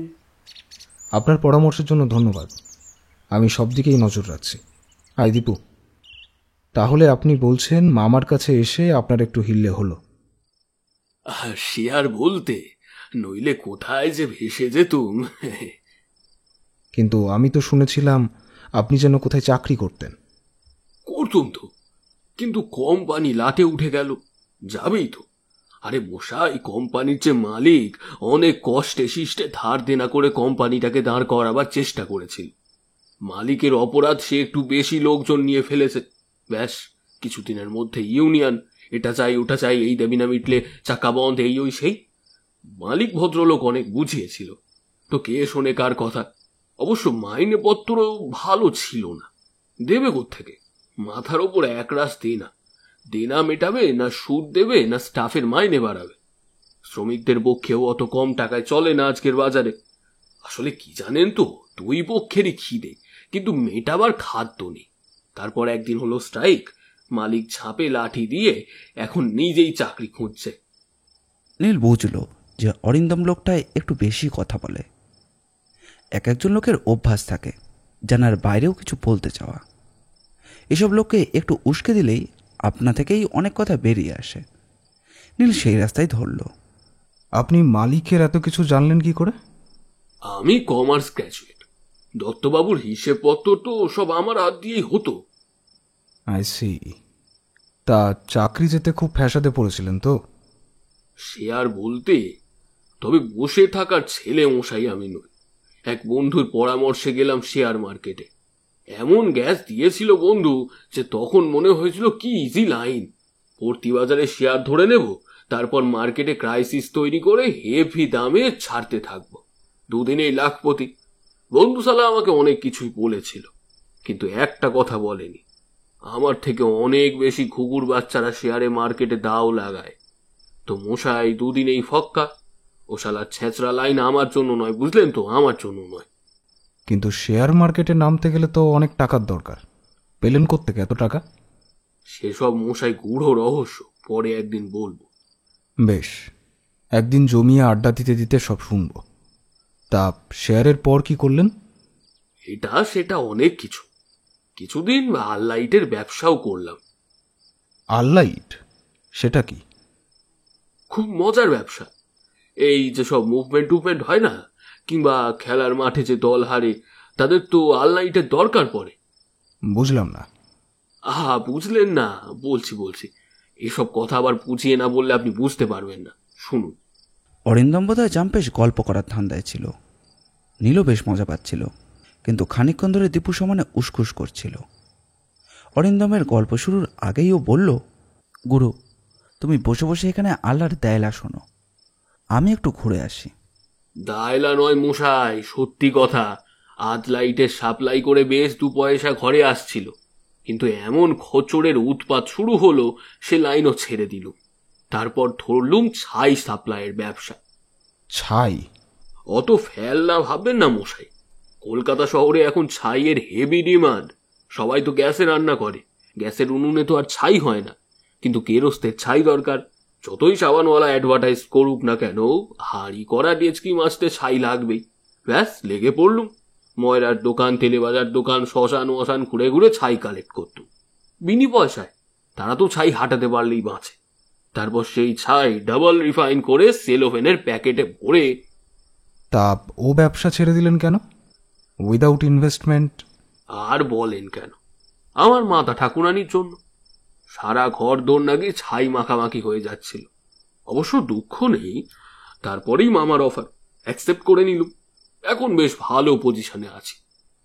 আমি যাই বলেই দীপু উঠে যাচ্ছিল। নীলুর হাতটা ধরে বসিয়ে দিয়ে বলল, বস, অরিন্দম বাবুর সঙ্গে একটু আলাপ করি। কীরকম মাথা দেখেছিস? কে বলে বলতো বাঙালির ব্যবসা দাঁড়াবে না? তা অরিন্দম বাবু, শুনেছেন তো আপনার মামাকে কে যেন খুন করতে চেয়েছিল? হারামজাদা লোক মশাই, নইলে কি ওরকম শিব তুল্য লোককে শাবল পেটা করে? শাবল? আপনি জানলেন কি করে? এই প্রথম চোট খেল অরিন্দম। একটু থতমত খেয়ে বলল, আমি মানে শাবল নয় বলছেন? তাহলে রড হতে পারে, লাঠি হতে পারে, মানে ওই রকম কিছু একটা। শালাকে হাতের কাছে পেলে। মামাকে আপনি খুব ভালোবাসেন, তাই না? এমন দেবতুল্য মামা, নইলে যে শালা কোথায় ভেসে যেতুম যা বাজার। আচ্ছা, এই যে আপনার মামা এই বয়সে বিয়ে করলো, আপনার রাগ হয়নি? কেন রাগ করবো কেন? পুরুষ মানুষ বিয়ে করবে না? তা নয়, কিন্তু বয়সটা ভেবে দেখুন। আচ্ছা আরুন তো মশাই, সোনার আংটি আবার টেঁড়া। মামুর প্রচুর মাল করি আছে, একটা কেন 10টা বিয়ে করে ফেলতে পারে। অবশ্য সে আইন এখন আর নেই। তা মামু একটার মামি থাকতে দ্বিতীয় মামি নিয়ে আসেনি, তাহলে ফারাকটা কোথায়? তাহলে আপনি মামুর বিয়েতে খুশি? তার বলতে, আরে আমি তো হেভি খাটাখাটনি করে নতুন মামিকে নিয়ে এলুম। কিন্তু নিজের আখেরটা তো গেল। তার মানে? মামু আপনাকে যে পজিশনে বসিয়েছিলেন, নতুন মামি হয়তো আপনাকে সেই পোস্টে নাও রাখতে পারেন। কিংবা ধরুন মামু হয়তো মরার আগে আপনাকে কিছু দিয়ে যেতেন, কিন্তু নতুন মামি আসাতে আর হয়তো সেটা পাবেন না। প্রথমত, আমার নতুন মামিটি খুব ভালো মহিলা। মনে হয় না উনি এত বিট্রে ফিট্রে করবে। তবে স্ত্রিয়াস চরিত্রম বলা যায় না, যদি পাল্টি খেয়ে যায়। খোঁজ পারবা নেই, কাল ছাইয়ের বিজনেসটা আবার ধরে নেব, কি আছে? অরিন্দমের কথা থামিয়ে নীল বলল, জয়তী দেবী খুব ভালো মহিলা বলছেন? আগে ছেড়ে দিন, ওই আমার মা এসে গেছেন। মা এসো এসো, এই ভদ্রলোক বেশ শাঁসালো গোয়েন্দা, খুব নাম ডাক, একটু কথাবার্তা বলে যাও। কথা হচ্ছিল অরিন্দমের ঘরে বসে। অনিমা দেবী 3 কাপ চা নিয়ে ঘরে ঢুকলেন। হ্যাঁ, শুনেছি দাদার মুখে। নাও বাবা, তোমরা এই চা খেতে খেতে গল্প করো তো। সে কি, চলে যাচ্ছেন কেন? আপনার সঙ্গেও তো গল্প করতে পারি। আমি মুক্কু সুক্কু মানুষ, আমি কি আর তোমাদের সঙ্গে তাল রাখতে পারবো? নিতান্তই ঘরোয়া কথা, বরং অরিন্দম বাবুর থেকে আপনিই ভালো বলতে পারবেন। তা কি নিয়ে কথা হচ্ছিল? এই আপনার দাদার বিয়ের ব্যাপারে। সে তো বছর 2 আগে চুকে বুকে গেছে। তা গেছে, কিন্তু এই বিয়েতে তো অনেকেই অসন্তুষ্ট। অনেকে নয়, একজনই। আপনি রীনা দেবীর কথা বলছেন? আবার কে? কেন রে মুখপুরি, তোরা তোর আগের কি আছে? বাপ বিয়ে করেছে বলে? সমস্ত তো বয়সে, ওই বয়সে বৌদি চলে গেল। কত করে সেই সময় দাদাকে বললুম বিয়ে করতে, শুনলই না। বলল আমি আবার বিয়ে করলে রিনাকে কে দেখবে, সৎ মাও সব ভালো হয় না, মেয়ের কষ্ট হবে বলে বাপ জীবনটা মরুভূমি করে দিল। তোকে লেখাপড়া শেখালো, বিয়ে দিল, তারপর তো মানুষটা একা। তা লোকটা শেষ জীবনটা কাটবে কি করে শুনি? সে কথা তো একবারও ভাবলি নে। স্বামী স্ত্রীর আসল প্রয়োজন তো ওই শেষ জীবনই। কেউ দেখে না বুঝলে বাবা, ওই ভাই বোন ছেলে মেয়ে আত্মীয় স্বজন সব ওই স্বার্থের জন্যই ভিড় করে। শেষ জীবনে ওই কর্তার জন্যে গিন্নি, আর এই গিন্নির জন্যে কর্তা। নীলার দীপু মুখ চাওয়াচাই করল। এর অর্থ ছেলে আর মা। কথা শুরু করলে ছাড়া নামটিও করে না। নীল প্রসঙ্গ ঘোরানোর চেষ্টা করল। আপনি তো ওনার পিসি, আপনি বোঝাতে পারেন না? আমি বোঝাবো? আমি? বাপের আদরে সব বাঁদর তৈরি হয়েছে, আর আমার কথা শুনবেই বা কেন? আমি আর অরিন্দম এখানে আসতেও তেনাদের রাগ। হিংসে হিংসে। বাপ বিয়ের জন্যে মেয়েটা যতটা রাগ করে, তার থেকে বেশি বাপের সম্পত্তি, সে হাতছাড়া হয়ে যাবে না। ওই জন্যে বাপু আমি বড় লোকের মেয়েদের না একদম 2 চোখকে দেখতে পারি না। কিন্তু রীনা দেবীর স্বামী তো শ্বশুরের অর্থ চান না। শালুক চিনেছে গোপাল ঠাকুর, ওর তো আবার চায় না। দেখতে সুন্দর হলে কি হবে, ও ছোঁড়াটি হচ্ছে এক মিটমিটে ডান। বাইরে দেখায় কত না নির্লোভ, ভেতরে ভেতরে না পয়সার গন্ধ পেলে একেবারে জোঁকের মতো আটকে যায়। আমার তো মনে হয় ওই ওর শ্বশুরকে খুন করতে চেয়েছিল। সে কি? আমি নিজের কানে শুনেছি, ওই তরির ছোকরা রিনাকে বলেছে প্রচুর টাকার দরকার, কি করে যে এত টাকা জোগাড় করব। তাই নাকি? কিন্তু ওদের তো অবস্থা খুবই ভালো। ভালোর কি আর শেষ আছে বাবা? যার যত টাকা হয় তার তত খাই বাড়ে। নতুন বৌদি আসাতে বাড়া ভাতে যে ছাই পড়েছে, ব্যাস দাদার বিয়ের পর রাগে আর এবারই ছায়া মারাতো না। কিন্তু চোরের ওপর রাগ করে কতদিন আর মাটিতে ভাত খাবে, সেই তো সুরসুর করে আসতে শুরু করলি। তাহলে আপনি বলছেন টাকার জন্যই তরিতবাবু ওর শ্বশুরকে খুন করতে চেয়েছিলেন? কি জানি বাবু, আমি অত শত বুঝি না, তবে এইটুকু বুঝি রাগের মাথায় মানুষ অনেক কিছুই করতে পারে। তা বটে। তাহলে বলছেন লোকটাকে একটু চোখে চোখে রাখা দরকার। সে তোমরা বুঝবে, তবে যতটা ভালো সাজতে চায় মোটেও তা নয়। ওই দুটোই সমান, যেমন দেবা তেমনি দেবী। যাগে, তোমরা কথা বলো, আমি যাই, ওদিকে আবার আমার অনেক রান্না পড়ে আছে। অনিমা দেবী হনহন করে চলে গেলেন। নীলও উঠে পড়ল। তাহলে অরিন্দমবাবু, আজ চলি। কিন্তু কেন এসেছিলেন তা তো বললেন না। এমনি। ও, আর একটা কথা জিজ্ঞাসা করতে ভুলে গেছি। এই বাড়িতে অতীন মজুমদার বলে কেউ যাতায়াত করেন? অতীনদা? হ্যাঁ, চিনি তো। নতুন মামি আমার সঙ্গে আলাপ করিয়ে দিয়েছিলেন। মাই ডিয়ার লোক, এককালে ভালো ফুটবলও খেলতেন নাকি। তিনি কি এই বাড়ির কেউ হন? ধুর মশাই, আপনি দেখছি কিছুই জানেন না। উনি হচ্ছেন আমার মামির এক্স বয়ফ্রেন্ড, লাভারও বলতে পারেন। সে কি? আর আপনার মামা তাকে এই বাড়িতে ঢুকতে দিয়েছেন? বলুম না, মামু হচ্ছেন দেবতুল্য মানুষ, দিলটাও খুব বড়। আরে মশাই, বিয়ের আগে একটা ইয়াং সুন্দরী মেয়ে প্রেম করবে না, সেটা মোটেই দোষের নয়। তা নয়, কিন্তু এখন তো দুজনকে নিয়ে অনেক কিছু। রাবিশ বলে ওই রিনা আর তরিত, আর কেউ বলে না। ওদের বর্তমান সম্পর্ক একেবারে বন্ধুত্বের মতো। আপনি জানলেন কি করে? মানুষের মুখ দেখলে অনেক কিছু বোঝা যায়। আসলে অতীনদা এ বাড়িতে বেশি যাওয়া আসার কারণ ওই একটাই, উনি তো ব্যবসা শুরু করেছেন, মামুকে একটু তোষামত করা, ব্যাস।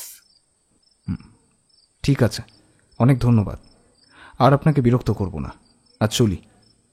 কিন্তু কেন এসেছিলেন বললেন না তো? পরে একদিন বলবো, জমিয়ে গল্প করতে করতে। বাইরে বেরিয়ে এসে দীপু বলল, এ শালা রাম ছাগল নির্ঘাত ঠুকে বিকম পাশ করেছিল। জয়তী দেবীকে শুধু সুন্দরী বললে কম বলা হয়, চট করে এরকম নজর করা সুন্দরী চোখে পড়ে না। দীপু ইয়াং ছেলে, খুব স্বাভাবিক কারণেই বারবার আর চোখে জয়তীকে দেখে যাচ্ছিল। ওর কোনো দোষ নেই। নীলের পরিচয় জেনেও উনি প্রথম দিকে তো তেমন কোনো পাত্তাই দিচ্ছিলেন না। একটু ভুরুকুচকে বললেন, আমার স্বামী আপনাকে খুনই ধরতে বলেছেন। আপনার কি মনে হয় আমি খুন করতে পারি? আপনি কিন্তু গোড়াতেই ভুল করেছেন মিসেস বুশ মল্লিক। কোনো খুন কিন্তু হয়নি, তবে খুনটা হতে পারত। হ্যাঁ, হতে পারত। সেই হিসেবে উনি খোঁজ নিতে বলেছেন এই কাজটা কার। ব্যাপারটা কি খুবই দোষণীয়? সেটা তিনি বুঝবেন আর আপনি বুঝবেন। নিশ্চয়ই। আর সেই কারণেই আপনার সঙ্গে কিছু কথা বলা দরকার, এটা আমি বুঝেছি। কি কথা? কে আপনার স্বামীকে খুন করার কথা ভাবতে পারে তা নিয়ে কিছু ধারণা আছে? না। কাউকে আপনার সন্দেহ হয় না? ব্যক্তিগতভাবে ওর কোনো শত্রু আছে বলে কি আপনার জানা আছে? না। আপনার স্বামীও কি এই ব্যাপারে আপনাকে কিছু আভাস দেননি? সবকটি প্রশ্নের উত্তর শব্দ বা অক্ষরে উনি সীমায়িত করে গেলেন। হয় মহিলা খুব চাপা স্বভাবের, নয়তো নীলের প্রশ্নগুলো ওর কাছে কোনো মূল্যই নেই। তবুও শেষ চেষ্টা হিসাবে ও জিজ্ঞাসা করল, মিসেস বুশ মল্লিক, এইভাবে দায়সারা উত্তর দিলে তো আমাদের যে অনুসন্ধানের কাজটি ব্যাহত হবে। দয়া করে একটু খুলে বলুন। আপনি কি চান না যে আপনার স্বামীর লাইফের উপরে যে অ্যাটেম্পটা নেওয়া হলো তার একটা সুরাহা হোক? আমার জানা উত্তর কিন্তু আমি দিয়ে দিয়েছি। বেশ, এবার আমি একটা ব্যক্তিগত প্রশ্ন করব। প্রশ্নটা খুবই সাধারণ, তবে আপনি অন্যভাবে নিলে উত্তর দেবেন না, দিলে ভালো হতো। হোয়াট? আপনার মতন একজন মহিলা কেন স্বেচ্ছায় বিনায়কবাবুকে বিয়ে করলেন? মানে প্লিজ ডোন্ট মাইন্ড, প্রথমত আপনাদের এই বয়সের একটা বিরাট ডিফারেন্স, তার উপর বিনায়কবাবুর বয়সটা মেয়ে জামাই আছে আবার বলছি, কিন্তু কিছু মনে করবেন না। এটা কি নেহাতি বিনায়কবাবুর সম্পত্তির লোভে? হঠাৎ করে একটি অদ্ভুত প্রতিক্রিয়া দেখা গেল জয়তীর মুখে। এতক্ষণ ছিল চাপা রাগ আর কিছু অভিমান, এখন সেখানে ফিরে এলো বিস্ময় আর বিদ্রুপের খেলা। ঠোঁটের কোণে চাপা হাসি, মুখে জিজ্ঞাসার অভিব্যক্তি। বিনায়ক বসু মল্লিককে আমি স্বেচ্ছায় বিয়ে করেছি, এমন মুখরোচক সংবাদটি আপনাকে কে দিলেন? সবাই তো সেরকমই জানে। এক্সেলেন্ট। কেন? চমৎকার কেন? ইটস আ লাই, বানানো গল্প। আমি কখনোই তাকে বিয়ে করতে চাইনি। রাদার আই ওয়াজ ট্র্যাপড দেন। তাহলে সত্যিটা কি? আর ট্যাপ হবার কথাই বা বলছেন কেন? চট করে জয়তী উত্তরের মধ্যে গেলেন না, নীরবে কিছু সময় নিলেন নিজে ধাতস্থ করতে। বেশ বোঝা যায় এরকম কথায় তিনি বেশ সপ্রতিভ। কিছুক্ষণ পর প্রায় শকতিক্ত ভঙ্গিতেই বললেন তিনি, হ্যাঁ, কয়েকজন অবশ্য বলেছে আমি মিস্টার বসু মল্লিকের সম্পত্তির লোভে ওকে হত্যা করতে চেয়েছি। আজ আবার শুনছি আমি নাকি তাকে সেধে বিয়ে করেছি। রটনা যে ঘটনার থেকে অনেক দূরে সরে যায়, এটা তারই একটা প্রমাণ। সত্যিটা কি তাই বলুন না। মিস্টার বসু মল্লিক একরকম জোর করে আমায় বিয়ে করেন, করতে আমি বাধ্য হই। কিরকম? ছোটনাগপুরে একটা হঠাৎ দুর্ঘটনায় আমার বাবা। হ্যাঁ। না, আমরা ছোটনাগপুর যাব জেনেই মিস্টার বসু মল্লিকও ওখানে গিয়েছিলেন। আমার বাবা ছিলেন ওর অফিসের কর্মচারী, অতি সাধারণ কর্মচারী, মাইনেও তেমন কিছু ছিল না। বয়স হয়ে যাওয়াতে উনি বাবাকে রিটায়ার করিয়ে দিলেন। সংসারে আমি আর বাবা, আমারও তেমন কোনো রোজগারের উৎস ছিল না। বাবাই একদিন আমাকে নিয়ে গেলেন ওর কাছে চাকরির জন্য। সেসব অনেক দিনের কথা। আমি যদি কালো কুৎসিত মেয়ে হতুম তাহলে হয়তো চাকরি হতো না, কিন্তু আমাকে দেখেই মিস্টার বসু মল্লিক ওনাদের জামশেদপুরের ব্রাঞ্চে চাকরি দিয়ে দিলেন। তারপর প্রায়ই দেখতুম আমার বাবার মতো একজন মানুষের কাছে ওনার যাতায়াত বেড়ে গেল। একদিন উনি বাবাকে সরাসরি বিয়ের প্রস্তাব দিলেন। কিন্তু? হ্যাঁ, সেই কিন্তুটাই বলছি। ছোটবেলা থেকে আমি একটি ছেলেকে ভালোবাসতাম, কিন্তু সে আমার প্রতি সুবিচার করেনি। বিয়ের ঠিক 1 সপ্তাহ আগে বিয়ে ভেঙে চলে গিয়েছিল। এরপর বিয়ের উপর আমার এক প্রকার বিতৃষ্ণা এসে গিয়েছিল। অনেকেই আমাকে বিয়ে করতে চাইতো, কিন্তু আমি করিনি। অতীনের উপর প্রচন্ড রাগ থাকা সত্ত্বেও আমি তাকে ভুলতে পারিনি।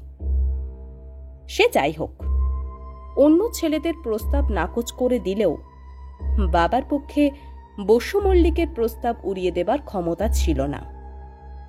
আমি নিজেই একদিন সাহস করে অতীনের সঙ্গে আমার সম্পর্কের কথা জানাই। শুনে উনি হেসে উড়িয়ে দিয়েছিলেন। কবে কে একটা ছেলে তোমাকে বিয়ে করবে বলে না করে পালিয়ে গিয়েছে, আর তুমি এখনো তার কথা ভেবে জীবনটা নষ্ট করে দেবে? তা হয় না। আমিও খুব একা, তুমিও তাই। সংসারে একটি বন্ধন ছিল, মেয়ে রিনা, তারও বিয়ে হয়ে গেছে, আর কোনো বাধাই নেই। এসো আবার নতুন করে জীবন শুরু করা যাক। কিন্তু আমার দিক থেকে কোনো সারা শব্দ না পেয়ে উনি হতাশ হলেন না, কেবল সুযোগ খুঁজতে থাকলেন। তারপর ভাগ্যচক্রে গেলাম ছোটনাগপুরে। বাবার তার আগেই ফার্স্ট অ্যাটাক হয়ে গেছে, অস্বীকার করব না। সে যাত্রায় বাবা বেঁচেছিলেন ওরই দয়ায়। তারপর চেঞ্জ হিসেবে ওরই নির্দেশে গেলাম ছোটনাগপুরে। সেখানে বাবার সেকেন্ড অ্যাটাক, আবার রক্ষকের ভূমিকায় বসু মল্লিক। এবার কিন্তু বাবা বাঁচলেন না। যথার্থ অর্থে আমি তখন একা। সারা বাড়িতে লোক বলতে আমি আর উনি আর একজন চাকর। দিনের পর দিন চলল সাইকোলজিক্যাল ট্রিটমেন্ট। আমার অসহায়ত্ব, অতীনার কোনোদিনও ফিরবে কিনা জানি না, সে কোথাও আছে তাও আমার অজানা। চাকরিটাও বসু মল্লিকের দয়ায় এ সংসারে এক বয়স্থা মেয়ের একা থাকা যে কি ভীষণ, তা হয়তো আপনি অনুমান করতে পারবেন না। তারপর আজ মনে হয় এটাও বসু মল্লিকের একটা ফাঁদ ছিল। আমাকে একা রাস্তায় পেয়ে একদিন কিছু স্থানীয় গুন্ডা আমায় ধরে ফেলে, ইজ্জতহানির ভয় দেখায়। কিছুক্ষণের মধ্যেই বসু মল্লিকের নাট্যমঞ্চে প্রবেশ। গুন্ডাদের কিছু টাকা দিয়ে উনি আমায় ছাড়িয়ে আনলেন। বোধহয় এটাই মোক্ষম অস্ত্র। উনি বোঝালেন কুমারী আর সুন্দরী মেয়ের একা থাকা কি ভীষণ বিপদ। একটু চুপ করে তারপর আবার বললেন, বিশ্বাস করুন, আমি বাধ্য হয়েছিলাম ওকে বিয়ে করতে, শুধু একটু নিরাপত্তার জন্য। কিন্তু এ যে কি ভুল। দীর্ঘ নিঃশ্বাস ফেলে জয়তী চুপ করলেন। নীলের মুখ থেকে শুধু একটা কথাই বেরোলো, আশ্চর্য। আশ্চর্য কেন? বিশ্বাস হলো না? জানি। তা না, আমি ভাবছিলাম অন্য কথা। তা ভুলের কথা বলছেন কেন? বিনায়কবাবু খুব একটা অপরাধ কিছু করেননি।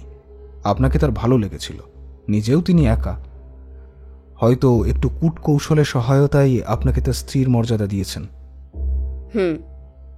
দোষ সেখানে নয়, দোষ অন্য জায়গায়, আর ভুলটা সেখানেই। ভুলটা সেইখানেই? এ কথার অর্থ?